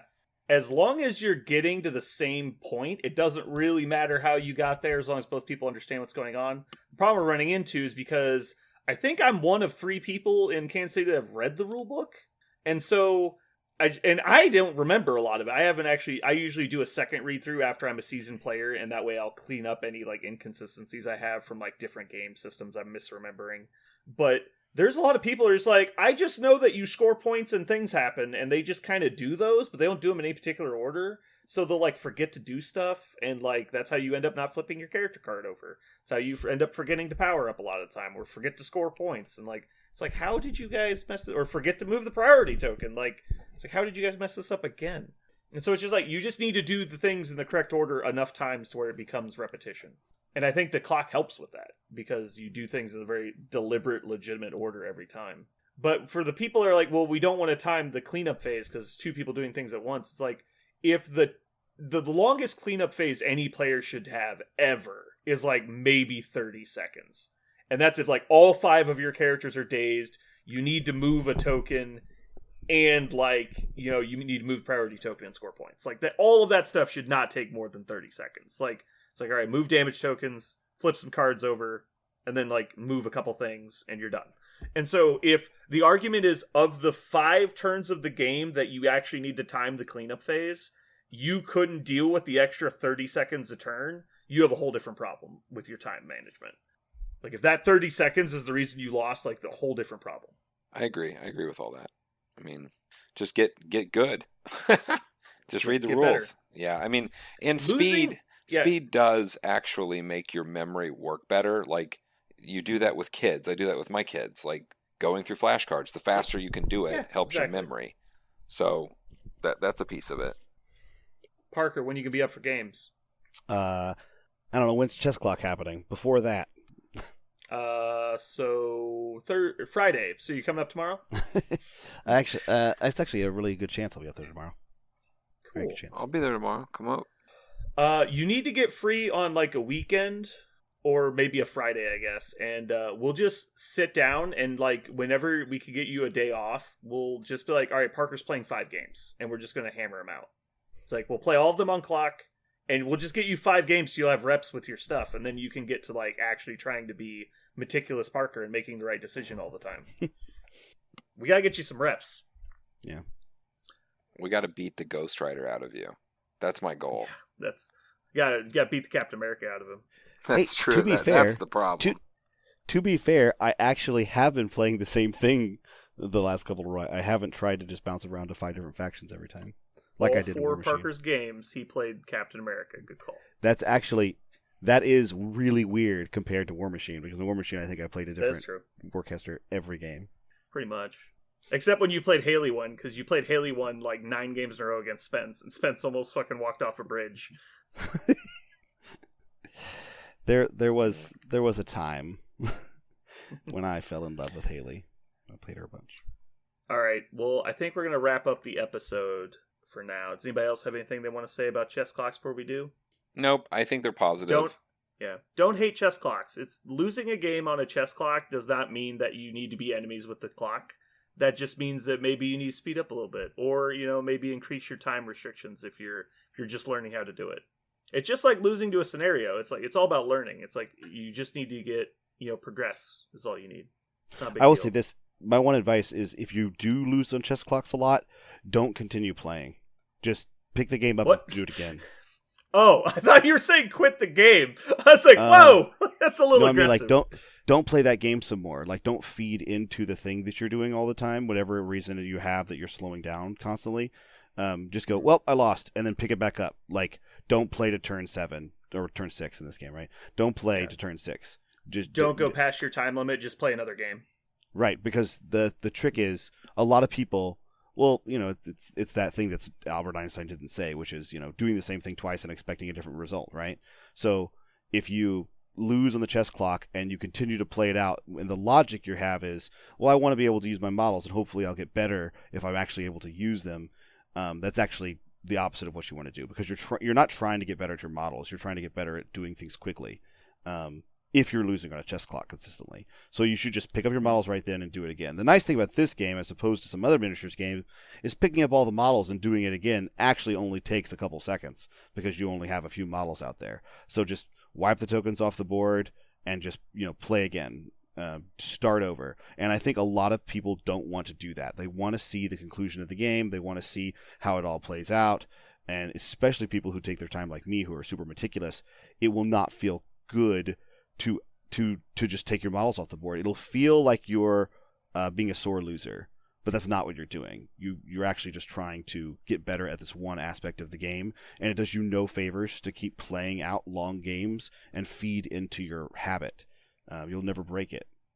You just need to keep going. Well, you just need to keep going faster, I think. It's an interesting point. I would naturally assume the opposite would be true of most casual players. But yeah, I definitely see where you're going there, and I have to defer to you. You're definitely the expert in this situation.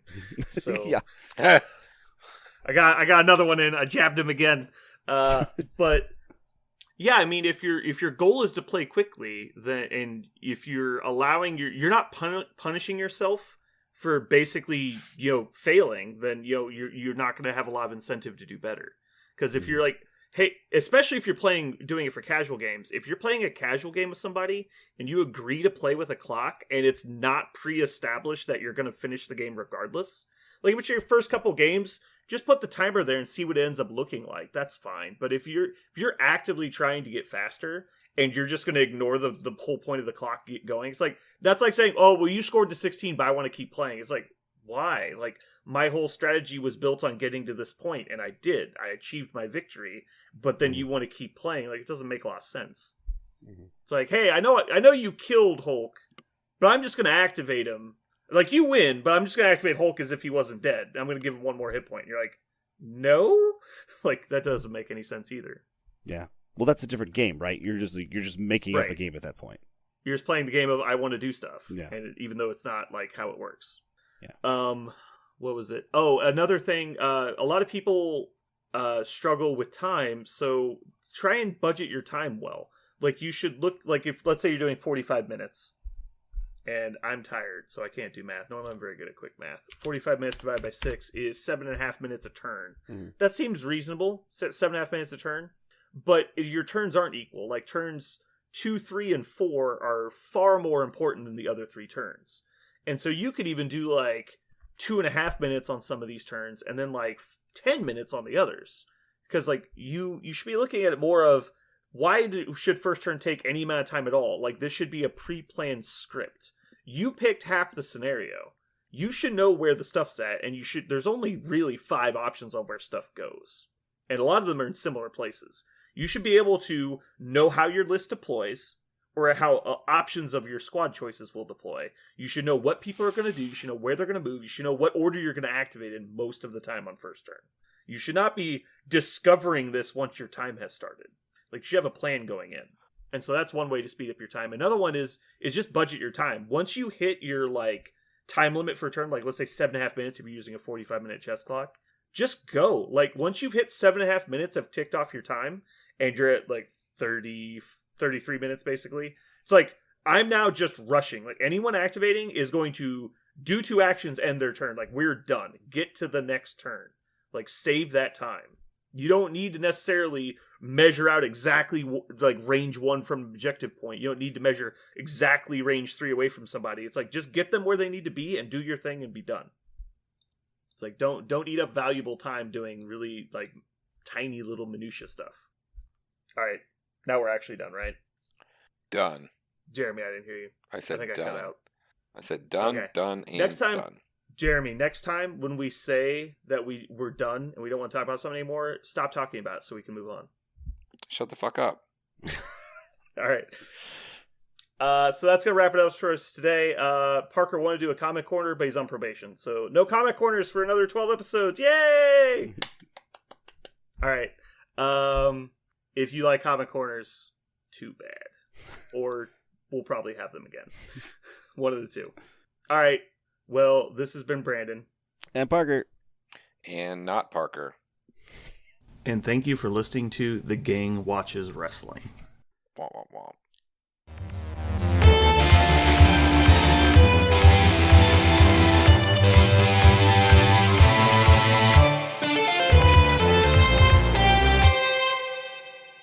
I thought it was gonna be the gang weights for Parker. It's freaking allergies, man. It might be what dying looks like. I think I'm slowly becoming allergic to some kind of, like, plant-based thing. Yeah. It happens. Yeah, because I never used, or at least I never noticed having a problem with allergies. But it might have just been I was always getting I always thought I was getting a summer cold or spring cold or something. Because it only really hits me in, like, the beginning part of spring, summer-ish. But I will just be, like, my nose will be really dry, or, Spence said he thought I had nasal drip, which was basically I just needed a humidifier because my sinuses were dried out. But, Okay. Anyway, I think it's some kind of, like, pollen or something. Yeah, most likely. Because, yeah, I'll basically just get congested for, like, a week, and then it goes away. Yeah, I had real bad allergies when I was younger, and then about when I turned 22 or something, I lost them, and I didn't have any allergies, and now it's like kind of come back a little. So I'll have a few days where it's kind of bad, and then most of the time I'm okay, which is fine. I can handle a few days. Yeah. From what I understand about allergies, that might just be like you've hit your tolerance level is when it kind of spikes. And so if like whatever the pollen or whatever it is low or just particularly high for like a week solid, then maybe it'll start affecting you. Yeah. And maybe it's the same with me. Maybe it's just like the flowers blooming or whatever. It's really high in like the early mid-spring.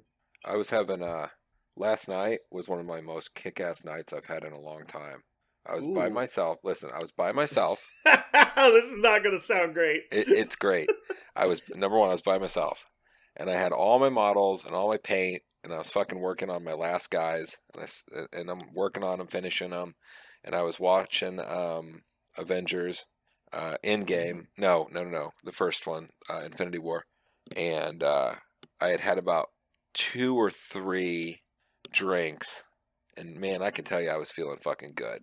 And it was just about as much dude time as I could handle all at once. Yeah. It was pretty nice. Yeah, a glimpse into the Brandon life right there. I know. You're like, that's just David ends in a Yeah, Y. That's my boring days. Yeah, I was Trying like, to explain to people kick-ass. online why I have like more free time than they do. I'm like, well, I work a weird schedule, and they're like, what do you mean you don't work 40 hours? Like, no, I work 40 hours. I just do it in 3 days, and then like I have 4 days off, and they're like, that's not legal. I'm like, doesn't matter. Like, it doesn't matter. Yeah. It works. EJ is taking vacation, so I will be working like a solid 2 weeks again. Yep, there you go. Is that what you call it when he gets COVID? It's called a vacation. Yeah, I mean, I guess. That was the last time it happened, yeah, when he got COVID. And I was just like, I was the guy for like 3 weeks. Oh my God! Guess Because what? it was 10 days after you stopped having symptoms, and he couldn't tell when his symptoms went away, was, I believe, the quote I got.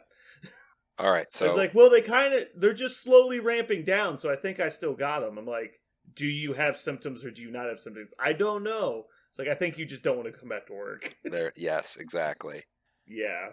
All right, so I'm going to tell you the match that just came on. It's so good, I can't even Oh, begin to God. listen. Number one, the most important thing is Ken Shamrock is the guest referee. Let's start there. Mm-hmm. Those are always the best matches. The guest referee is like obviously an enemy of one of the two people. It's Stone Cold Steve Austin Yeah. versus Bret the Hitman Hart. This one's going to be good. Boy. Yeah. Welcome to I mean, how could it not? 1997, I mean, folks. Yeah. Look at the star power you got right there. Oh, yeah. Listen, Austin 420. Yeah, that's what it is. I think my favorite wrestler growing up was Kane. Oh. His brother. Oh, yeah. He was great. I agree. He was Kane great. with the mask. Once he took the... Like, I quit watching long before he took the mask off, but taking the mask off was pretty dumb. Yeah. That wasn't my favorite. Mm-hmm. It's mostly just, like, the lack of hair. Like, it wasn't the same guy anymore. That's true. It's so different. Yeah. And they changed the costume, too. Like, it literally was just a different character. Like, I didn't know who it was. Oh, Stone Cold's getting upset with Ken Shamrock. This isn't going to be good. What? Stone Cold is upset with someone? He is upset. I think that's his base setting, though. So that probably just means he's calm. I think like a 2 out of 10 for Steve Austin is upset. Yeah, So. he's definitely upset. Mm-hmm. Poor guy. Yeah, I think like the pinnacle of like my watching wrestling was the Undertaker and Kane tag team matches. Oh God. And then like the TLC matches that like the Hardy Boys and the Dudley Boys used to have. Those were awesome. I don't know how like every person didn't leave in a wheelchair, but I know. It was Absolutely. so worth it.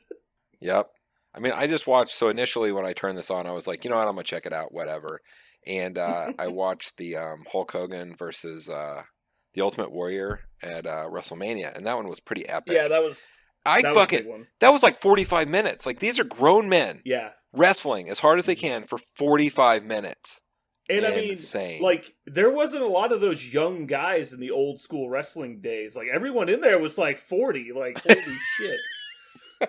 Like, back then, we didn't have, like CrossFit. We didn't have, No. you know, like, all these, like, high-tech vitamin intakes and all these, like P90 workouts. Like, it took decades for people to get in that kind of shape. They had, Hulk took vitamins and also injectable vitamins. Yeah. A lot of injectable vitamins. So Hulk was before my time. Was he actually like busted for steroids, or was that just like everyone He talked doing about on it in books steroids? and stuff that he did. I mean, they all did. Come on now. They're like I mean, in the 47 years 70s, old. who cared? Like, Yeah, no, it's no, hard to say absolutely. that. It's hard to say someone shouldn't do steroids when they're smoking like 3 packs a day. It's Oh, like, yeah. well, yeah, steroids are bad for you, but also like, they're not exactly clean living. So Well, now they're all dying and they're like 50 years old, like heart attacks. Like, what are you doing, bro? I know I'm what pretty happened. sure Hulk is 74 years old. 74. That dude's got to be like 104. Macho Man Randy Savage, and it's like, I love that guy, but like his heart exploded while he was driving a car. Like, how terrible like must your heart health be for it like to literally rip in half? Well, he was on the second one that I watched on here, and I forgot that he wasn't always crazy jacked. So he wasn't jacked in the first one that I saw, but I And can then tell you see him and he's fucking Oh, shredded, and you're like, oh. oh, it's like this guy got That a will- trainer. that's no. What happened was he just quit consuming solid food and only drank like whiskey for like 3 years. Like, that's how you do it. You just cut out all carbs and just drink straight whiskey. I mean, I think his pinnacle was Bonesaw on Spider-Man. Bonesaw. Dude, he was Holy big as fuck. shit. Yeah, that dude was in his like 50s and he's like fucking jacked. Got like, holy veins shit. everywhere. One of these guys has superpowers, the other one is playing Peter Parker. Like, what the fuck? Exactly. Oh. Yeah, dude, Macho Man was the best. Do you remember going to War Machine Weekend and Jeff was cosplaying as Macho Man Randy Savage? And Oh, he stayed in God. character all weekend. He couldn't talk by the end of the weekend because his Oh, I'm voice sure. was just gone. Yeah, but he 100% committed to that role. It was hilarious. They were doing Extreme Colossal Wrestling, and so they had modded up all their Colossals to be like professional wrestlers with like luchador masks, and they had all these like special maneuvers they would do, like German suplexes and stuff. It Oh was my pretty funny. God. But yeah, he was organizing the event, and he was role playing as Macho Man Randy Savage the whole time. That's what happens when grown men are allowed to leave the house and go do shit for like a whole entire weekend.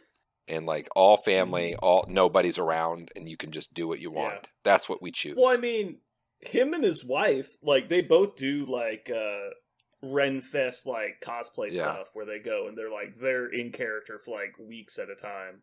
And so, but yeah, they do some pretty, non-standard things, I guess, for your average household. And so, like, she's all in on, like, all the stuff he does, which is great. It's good when you can see a couple where they have, like, same interests like that, which seems pretty Sure. uncommon nowadays. So another topic that we could do, the characters that have a specific card that makes them good, are those characters actually good now? Because of the tactics. Yeah, packs. it takes a tactic slot to make them good. I mean, is that still good? And I'm thinking specifically of, what's his face? Mr. Sinister, to be honest with you. I have played a lot of games with Mr. Sinister over the last couple weeks. I mean, I'm thinking the other ones go with it. I mean, Venom would be one. There's several that do this that makes me wonder if they're actually that good or they're holding a spot for someone who really should be there. Anyway, if it's a topic worth talking about, we can save it. But I was just I'll put it on the list. I think that's probably better than what we were going to talk about as our second topic. So I'll get rid of this. Uh-oh, someone's going to be hit with a steel stare. It's getting ready to happen. Oh, he dropped it. Here comes the stairs. Well, The sledgehammer was always the worst. Whoever kept writing the sledgehammer into matches was a dumbass. It's like, who believes, not even the children believe that you're honestly trying to use the sledgehammer as a weapon. Yeah. Because they're always like, they have to like wrap their hand around the head of it and then like they do this like punch with the hammer thing on like this lever held by their other hand. oh yeah. It's like, what are you doing? Like, that's not. No one, even a feeble baby, would swing the hammer with more violence than that. Like, what are you doing? Hey, Stone Cold's got a leg brace on. I'm not sure. I mean, that seems not okay. You know what I saw today? I it was yesterday. My kids were getting a haircut at Great Clips, and I look over, and it's right next to a Pizza Hut, and all these delivery drivers are loading their cars and doing deliveries. And I look over, and one of the delivery drivers on his car has a handicap license plate. That's not okay. Mm-hmm. This What? dude's just parking wherever he wants and getting out and delivering pizza. I remember the days where I had to walk. Is he actually handicapped? No, there's no way. Do you know? Maybe. I don't know. I didn't So ask him. I do think there's, because I've been with a lot of people that have like elderly parents that live with them and stuff. And what ends up happening, you either just get the pass that you put on your rearview Yeah. mirror, or you get a handicap plate because like some states offer the plates. Mhm. Anyway, they 100% abuse those. Like, or at least Oh, you everyone I've think? ever known that's had one. Yeah, no, it's just like you immediately just start parking in even if they're not with you, doesn't matter. Like you immediately just park in Uh-huh. the handicap spaces. Like, I don't think it's like if you know a handicapped person, you get to park in the spaces. Like, Yeah, if no, I you're don't think that's how that it much works. in a hurry. Like, and I get it a little bit if you're like in a city with like crazy parking. You're like, well, I don't want to literally have to pay $20 to park my car, so I'm going to park in the handicap space. I'm going to be in and out. Like, I kind of get that, but it's like, dude, it's 4 spaces further to go. Like, we live in Kansas. Like, land is free. Like, just go over there. Like, what is happening? I'm just trying to imagine a world where this dude is like delivering pizza and he's also handicapped to have parking like Pat, but he's carrying pizza and having to get in and out of the car all day. And I'm like, that guy's either a hero or the biggest piece Yeah. of shit ever. No in between. No, there isn't. I could just imagine he pulls up into your driveway, frisbees the pizza on the lawn, and you get a text alert. And it's like, by the time you look at it, he's already pulling out. But you see the blue thing in the mirror, so you're like, oh, it's okay. Like, and you go get your Oh pizza. my God. Frisbees the pizza into the yard.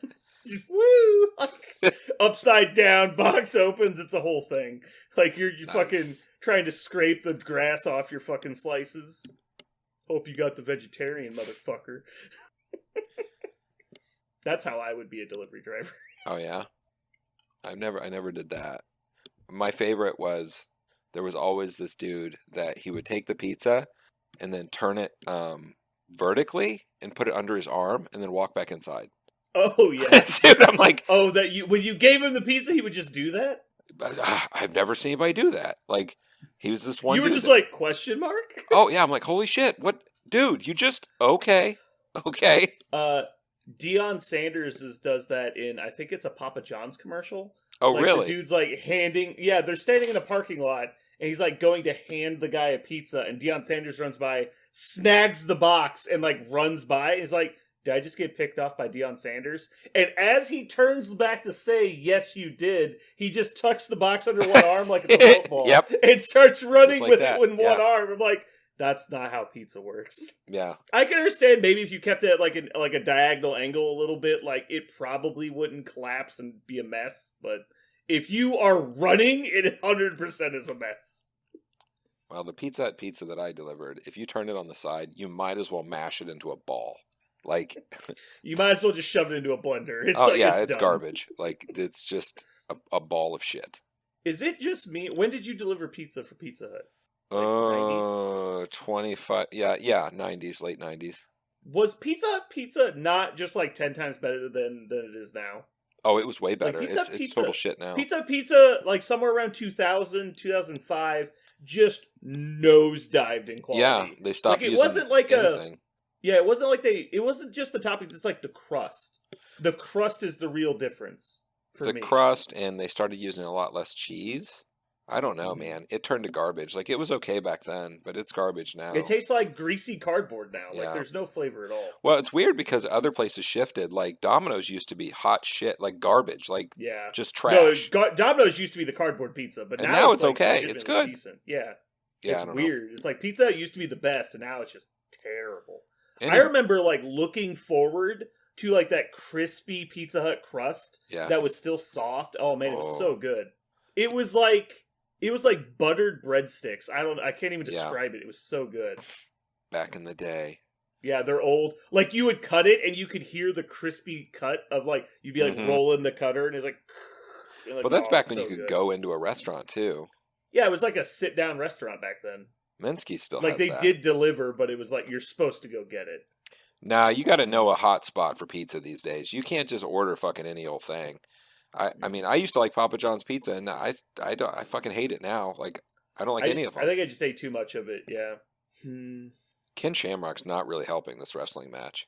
Is he not? No, I mean Is he almost like? he's all Is he almost swole. like delaying it? He's just all swole. That's all he is. He's got a woman's shirt on. Obviously, it's like 4 sizes too small. Sleeveless. I don't know if that's the actual uniform. My God. Oh, it's ridiculous. It's definitely a uniform. Yeah. It's so ridiculous.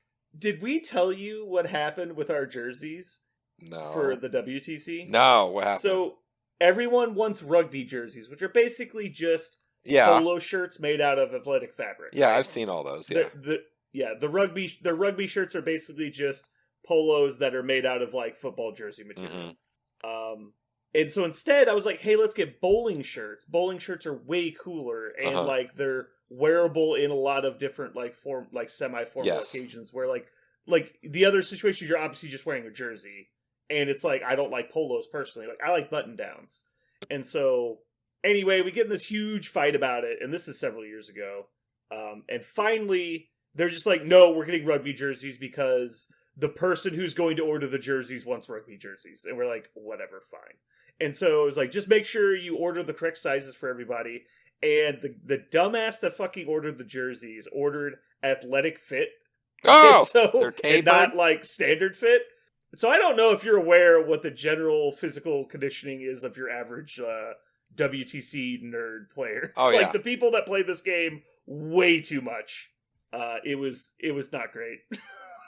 Every single person had to spend more money in tailor fees than they did on the original jersey cost just to get Oh my into God. the jerseys. Like, because it was like That's spandex.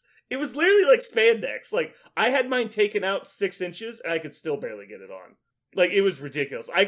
When I first tried to put it on, I couldn't get it over my chest. I was like, what the fuck is my this? God. This is like the dumbest shit I've ever seen. I was Yeah. so excited too, because I was like, oh man, I have a Team USA jersey for a game I play. I'm going to travel to another nation. I have to get a passport to go play games. This is such a cool experience. Meanwhile, I'm like, I feel like big man in a little coat. Like, I can't get the fucking jersey on. I felt like such a dumbass.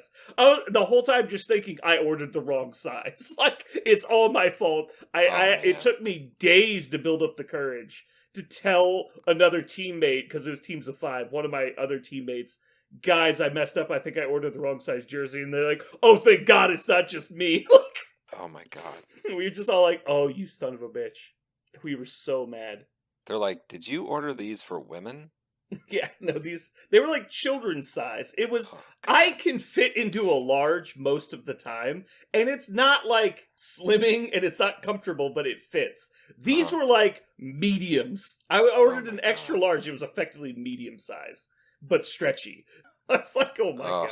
Yeah, that's no good. Yeah, I was quite upset. You're like all your hopes and dreams.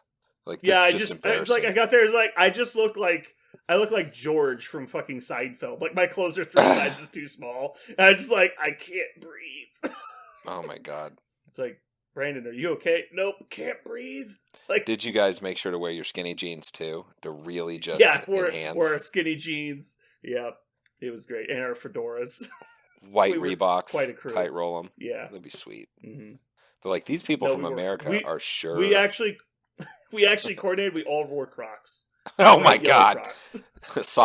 Sockless Crocs. Yeah. You disgusting Well, animals. we were like, we want our feet to look like bald eagle's feet, and yellow Crocs was the closest we could get.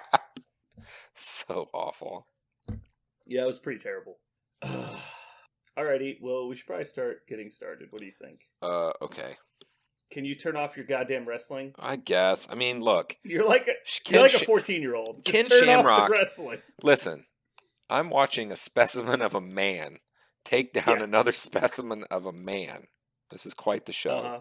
You're like listening to Mac talk about how he wants to watch Predator again. It's like, Listen. dude, there's no accounting for the amount of beefcakes in Predator. Like, it doesn't matter what movie you're talking about. There's more beefcakes in Predator. He's like, you got Jesse the Body Ventura. You got Carl Weathers in his prime. You got Yep. like Arnold Schwarzenegger's like, dude, you need to chill the fuck out. Like, Don't they watch it like every Wednesday or something? Like they watch it. They watch it every week. They rent the movie every week and then watch it multiple times. They're like the amount of And biceps so he in shows that up. movie. Yeah. He shows up with Predator, or not Predator, he shows up with the Transporter 2, and Mac's just not having it. He's like, go back to the video store, get Predator. He's like, dude, we rent Predator every week. Like, the dude just offered me to sell me the video for free. Like, Oh my god! like we rent this movie too much. All right, let me go pee real quick. Oh, we already did this. Okay. I'm giving Parker advice on how to leave sooner. Oh my god, is he like stuck Do there? you want Like, to know? Do you want to know what my advice was? uh, I said, and I quote, "Just pee your pants and say I have to go." guys, it happened again, and then you just leave. You just stand up, pants sopping wet in the front, and you're just like, "I have to go." I Don't mention have to go. anything. And if they draw attention to it, they're the assholes. Alternatively, if he has water, he can make it look like he peed his pants. Okay, I see what you're saying. So if you were running some kind of work function and you're giving a speech, and someone just stands up, steps out into the aisle, and is obviously covered in liquid, and says, "I have to go," and then like turns and leaves, and then later someone approaches you and said, "I watched him pour water all over himself. He didn't pee his pants." What would be your response? I don't know. You got me. I don't know. So when I worked for the FAA, I got to hear all these great old stories of people and things that had happened in the past, which was just like, how is this a legitimate business and a government agency at the same time? Like, what the fuck? And so one of them, I actually know the guy's son, but anyway, this guy that used to work there, they announced that they were doing a drug test, and they do this like every 6 months. But the guy was famous for being a stoner. And so he obviously has been smoking weed, and he doesn't want to fail his drug test because he will literally lose his like very, very good career. And so he comes walking into the center, and there's like 5 entrances, but one of them is right in front of like a 20-foot steel staircase. It's like, you know, like the old school staircases where it's like these would not be a set of stairs you'd want to fall down. Yeah. Right? It's like concrete and metal. And then there's some like black like friction strips. Like that's Sure. about it. So he stands there and waits for somebody to come through the door, and then just leans forward and just eats the stairs 20 feet down. Has to get taken to the hospital. Breaks like 4 bones, but he doesn't have to take the drug test that day.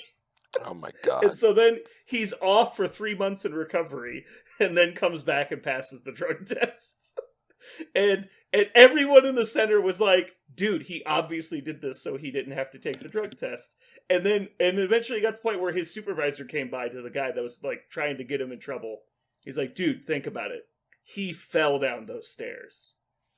Like, that wasn't faked. He might have done it on purpose. Yeah. But he fell down those stairs. You earned And it. it's like, and then the guy like just sits there and thinks about it for a while. Is like, yeah, all right. Like, I'll leave it alone. Like, the dude just like ate shit Yeah. for like 18 feet so that he didn't have to take a drug test. Congrats, you don't have to take the drug test. Like, it was pretty funny. Like, that's cool. You take it tomorrow. Yeah. Alrighty. Alright, let's get started. Are you good? Sure. I'm gonna go to the bathroom. Okay. I'm just kidding. Alright, let's get a timestamp. Ooh, that was a big one.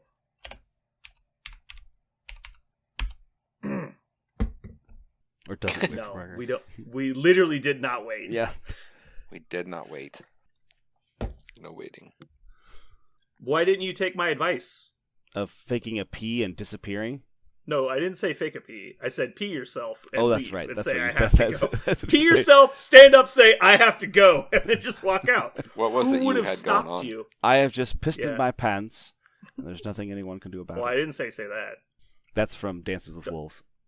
Don't make a big to-do about it. Just, stand up, show your pee pants, and say, I have to go. Or do the other Dance with Wolves things. Stand up, start screaming in another language. I am wind in his hair. And do that whole... I am wind in his hair. Ah, blah, blah, blah, blah, blah, blah. Yeah, that would also be good. What were you doing tonight? I was at my parents' house. getting ready Unacceptable. For... Okay. Very unacceptable. How are your pants still awake at 11 p.m.? Doesn't make any sense. My parents? Did you say you were at your parents' house? Yes. My brother and So I were what setting. My brother and I were setting up for a party. Oh. Ah, okay. It was just taking forever. It wasn't unfun though. I don't get to spend a lot of time with him. It was pretty fun. So Right. he's the cool one? He Because we just haven't spent a lot of time one. recently. I mean, we haven't spent time as when COVID started, but now we're all vaccinated and whatnot. All right, we Are you done. excited about Craven? Almost. Chill. Dude. Oh, I actually We only have 2:15 recorded, and after I cut out all the bullshit, that's going to be like now 90 minutes, maybe. I actually did not yet read Craven. I saw his panel to play popped up, but I did not actually get to Oh. read it. So highlight points. He can do a 12 dice attack. He has a lot of rules that we don't know what they do, which was very helpful, informative stuff from Yeah. the panel to play. It's And weird. then he has hit and run. He doesn't have hit and run. He can hit and run. So he has hit and run. And then Borka formed a wind wall around himself and declared a barroom blitz. That's a verbatim segment from Borka's Fluff. Oh my god. Yeah. Just say does, and then type the name of the ability here.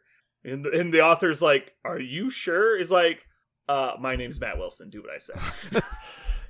That's how that went. Borgo says barroom blitz, and it does. He made his flesh like iron, and then created a wind wall. It's like he's literally just reading his spell card out loud Yeah. to the author. He used some of his inner focus to create an arcane shield. After he did it, it was easier to upkeep the arcane shield. You're like, this is a really Then specific word. he focused greatly on his attack, which allowed it to land true, boosting its accuracy. Like, blah, like just vomit coming out of my eyes. Like, what is happening? There were It's so bad. some of that fluff was that bad. Some of the fluff was totally not was- that. The stuff in the Hordes faction books was abominably bad. Oh my god. I was actually really excited. I was like, I'm going to buy this troll book. Because you know what? I love trolls. They're the coolest faction. And I opened it up, I was like, man, I bet all this fluff because I'd never read fluff in a codex. I had never read fluff in an army book. I had never read fluff anywhere except in novels. And I was like, oh, okay. I'm going to open this up. I'm going to check out Borka's stuff. I'm a big fan of Borka. I got like half a paragraph in, and I was like ill. I had to put the book down. Like, this is so bad. Like, I didn't know I was a qualified author. Like, what the fuck? Yeah, I did basically what you're saying. Like, I never read any of that crap. I was always just about rules.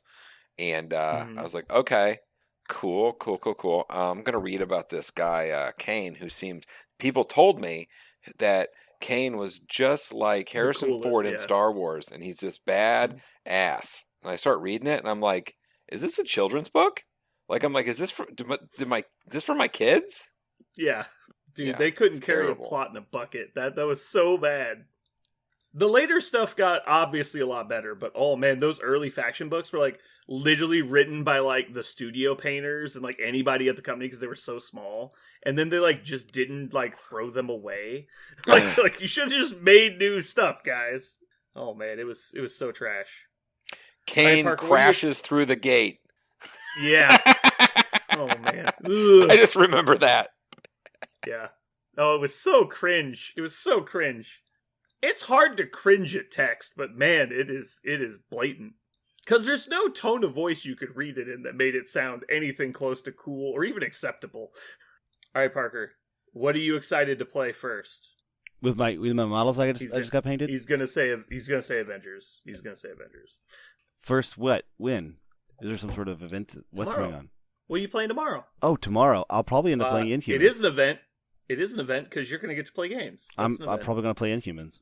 Are you gonna actually? You're gonna splash Captain America in Inhumans? That seems fucking weird. No, I'm not going to put... No, he's gonna play the Inhumans inside of Avengers. Oh, 'cause he wants oh, that daylight, oh. unlike any other. I am going to play Inhumans, and I think the other faction will probably be. I'll have to look at all the models I have. I just don't have that many models like painted. Jeremy. But I did get a bunch of brand new stuff from Richard this week, and so I want to propose a bet. Let me know if you're in. All right, I'm in. I want to bet that when Falcon comes out, Parker's going to want to play him with Captain America to get the day unlike any other leadership bonus with the other leader in Avengers. Oh my god. What do you think? Would you take the other side of that bet? I think I got to carry it. Yeah, You got to carry it? I think I will. Yeah. Oh, I could also play A League of Their Own. What's the name of that? The Avenger Girls. A-Force? A-Force, yeah. Avenger Ladies? Yeah. I could also I only play Avengers A-Force. and models who are exactly like Avengers. Yeah. Let's see. There's not actually that many Avengers in A-Force, right? It's just Oh, they're is probably- Captain Marvel an Avenger? I think Captain she Marvel. is. Captain Marvel is A-Force Captain Marvel, and Black Widow. Wasp. There's lots of Avengers. I forget Wasp is an Avenger. You have to be able Scarlet to Witch. benefit from the Avengers leadership to be one. That's true. Scarlet Witch is an Avenger. Is she part of A-Force? Did they update that? I don't I don't think she is. think she is. What? Checking. She doesn't have blue skin. She's in. It's true. They do not like those blue skin girls. A-Force was not. Oh, she just always was, and so that's why we didn't see it on the update. Yeah, she's in. Wasp, Valkyrie, Storm, Shuri, Scarlet Witch, Okoye, Medusa, Gamora, Domino, Crystal, Captain Marvel, Black Widow, Black Cat, Angela, She-Hulk. How did Gamora get in there? She's not blue, she's green. Still, that She-Hulk doesn't is seem also- right. She-Hulk is green. She-Hulk is green. So green people are good. Yeah, Blue I people could bad. actually play A-Force all day. So maybe I'll play A-Force. You just gonna put Captain America in there? No, I don't think I need to. Because She-Hulk's But ability But gives me how power are you also. gonna play? How are you gonna play Avengers with A-Force models? If you, I just imagine it's like 9 A-Force models, Captain America, and then Okay, legally okay. Avengers list. Okay, hold on. When I get Quicksilver and Scarlet Witch put together, I will be playing Avengers for sure.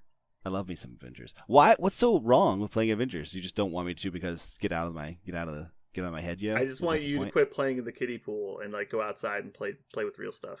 But the Avengers is not the kiddie. The Avengers is by definition the biggest pool.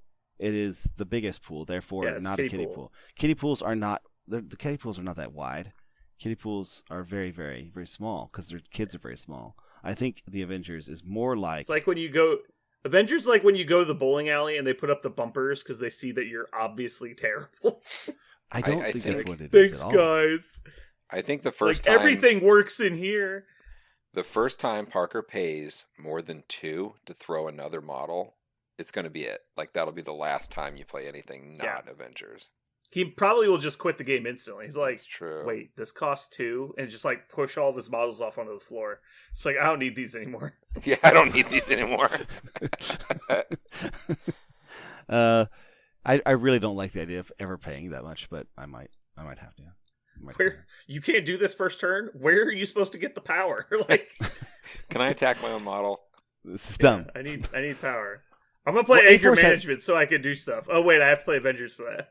Well, A-Force has power, right? Like that's why I'm thinking A-Force. Like I might actually enjoy it. Only if they attack you, Cool. which is just gonna drive you insane. That's Oh, It's yeah. like I'm gonna move here and then I'm done. It's like you're not gonna attack me. It's like I don't need to. It's like, like just like anger rises. So mad. That's actually a really good point about A-Force. Actually, is because you said this A-Force. The problem is if their thing doesn't happen, they just fall over, right? Because they didn't have. A Oh lot of, no, they run out of gas. they run out of gas. The problem is that people do attack you, and as soon as She-Hulk goes away, that hurts.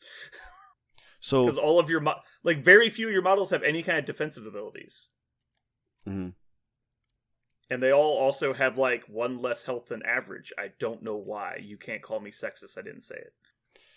So like, does Scarlet Witch helps with that though? Does Scarlet Witch help, or is that not good enough? I think Scarlet Witch is well. Let's just say playing 11 points for 2 models is not a good way to increase your survivability. Yeah, that's true. And so basically what ends up happening is you end up with this big brick in the middle of the table that only survives because She-Hulk is taking all the hits. And as soon as that stops happening, everything falls apart. Do you Hence- really think they're gonna? Captain Don't- America your opponent- to take I was- all the hits. Well, the thing is, Captain America doesn't actually take all the hits all the time because he just gets moved by the 80 different versions of Mind Stone now. So, like, it actually doesn't happen that often. Do you think She-Hulk just gets like She-Hulk does She-Hulk even relevant to protect when it's so Sure. easy to just move her? Well, you make them do it, and then because their mind controller has to go first to break up the brick, right? And then you just Mhm. immediately activate She-Hulk and move back. They also have to get you out of range of basically whoever, and you also have Stalwart Termination, which is nice, but it doesn't work against mind control. So if they mind control you out, you then have to activate She-Hulk and go and put her back. So if they have 2 mind controllers, then yeah, you're kind of screwed. And I think all the mind controls are range 3. So if they move up to move her out, you can kind of like just move back and punch them. And so you get something to do. I guess the point is, why is A-Force not good? Because I feel like A-Force is, no good. pun, like A-Force They're is a okay. B team. I feel like it's everybody's B team. I Like, feel that yeah. way. What? I feel that way. Yeah. They don't excel at anything other than like being bad Avengers is all I feel like they do.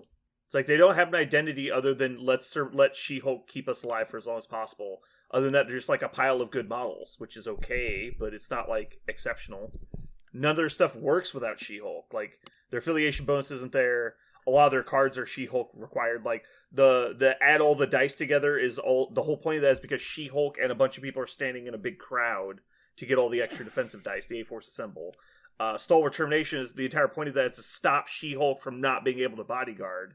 And then Special Delivery. So all 3 of their tactics cards are centered around She-Hulk, and obviously their affiliation. So if you're not doing that, what was the point? It's like She-Hulk is the faction. And so just play another faction that has good models if that's what you want to do.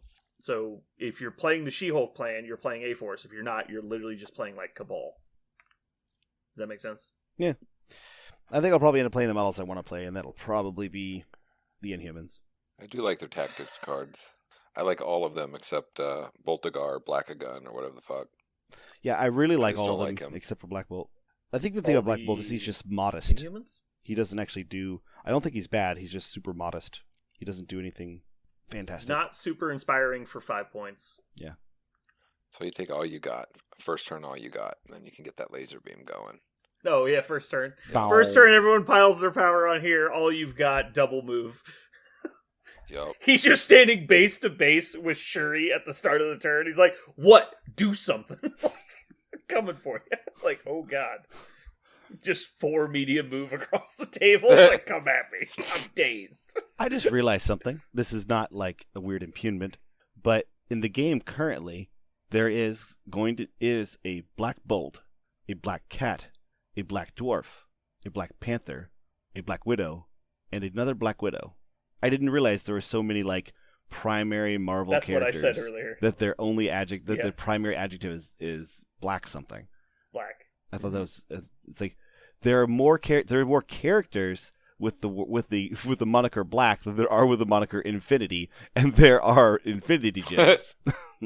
Like that's weird. That's Yeah, and there's going to be more blacks because we're going to get another Black Panther when the next Black Panther movie comes out. that's interesting. What a strange.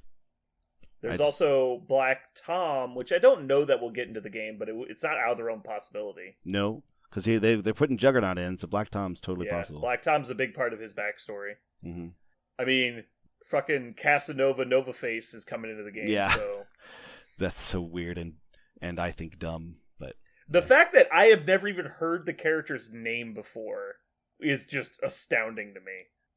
Who is he?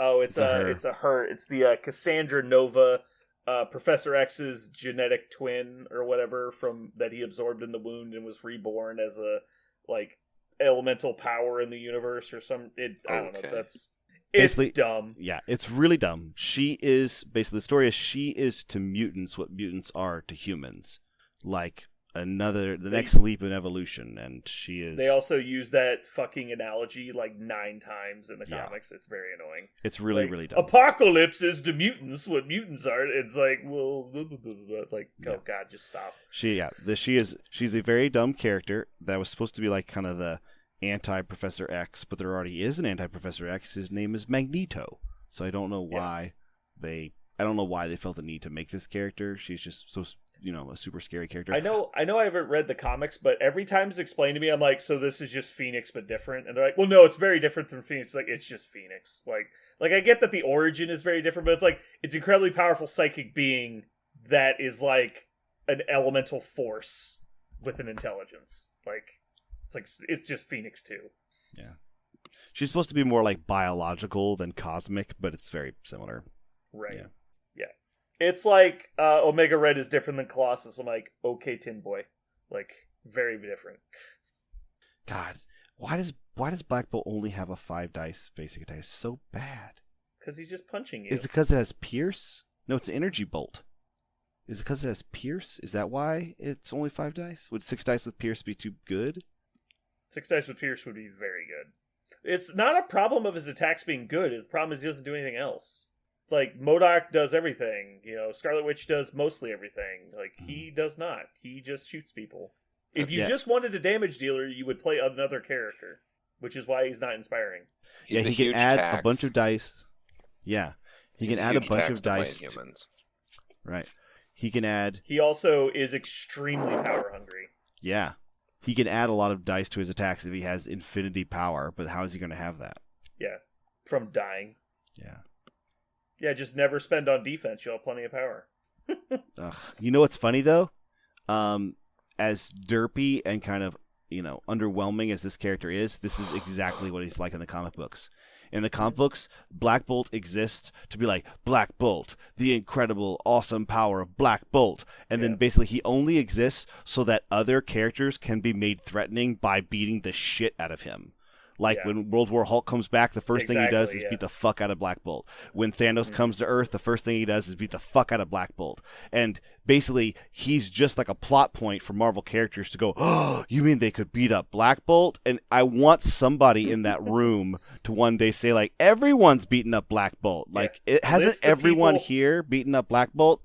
Like, all Black Bolt does is stand around and blow up terrain. And you're like, stop it! Like, you're not useful. Yeah, he's really good. Avalanche has defeated more enemies than you. Yeah, he shows up, somebody threatens him, and he goes, no, and then loses, like, every time. Yeah. I've never seen him pull, like, a Superman or a Batman, or I guess DC Comics are bad examples, but, like, where you just, well, Superman and Batman will show up and just win because they're awesome, right? And Marvel Comics don't do that very often, but Doctor Strange will do that, right? Like, he'll just, like, show up and be like, Zimzalabim. I think Iron Man does that. Iron Man is day saver number 1. He's like, surprise, Iron Man's here. Everything's fine now. Like, oh, okay. Yeah, like he can't. He never does that. Instead, he has supposedly these super cool powers. But you know who does do that? You know what Inhuman does that all the fucking time? The fucking dog. Yep, Lockjaw. He's the one who shows up and goes, woof, and then fixes the problem. Infinity power, Lockjaw. Teleport you into the heart of a sun. I'll see you later. Well, if you actually think about his powers, like, while being powerful, they're not actually that useful.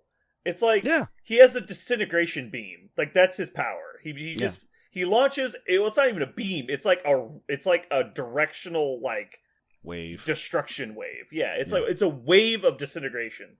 And so he has to use this special tool just to focus it enough to aim it. And so, like, all he does is release devastation, but he's a good person, so that's not actually useful. Like, it's like, you can also float, I guess. Like, that doesn't, like, how do you save the world? You're basically Angel, right? Like, Angel is basically the superhero you are. It's like, he floats around and then decides to not destroy the planet. Like, good job. Angel, by the way, is a character that might exist in this game. He's the Hawkeye of the X-Men. Yeah. What do? I fly. Don't, like, 9 of you fly? Shut up. But don't the other ones also Doesn't that girl fly and weather? then also is Captain Marvel and then also other stuff? Like, I control the elemental forces of the planet. What do? I have feathery wings. Like, get off my team. I have the power of Bernoulli's principle. I can make the pressure underneath my body more than the pressure above my body. Slightly higher.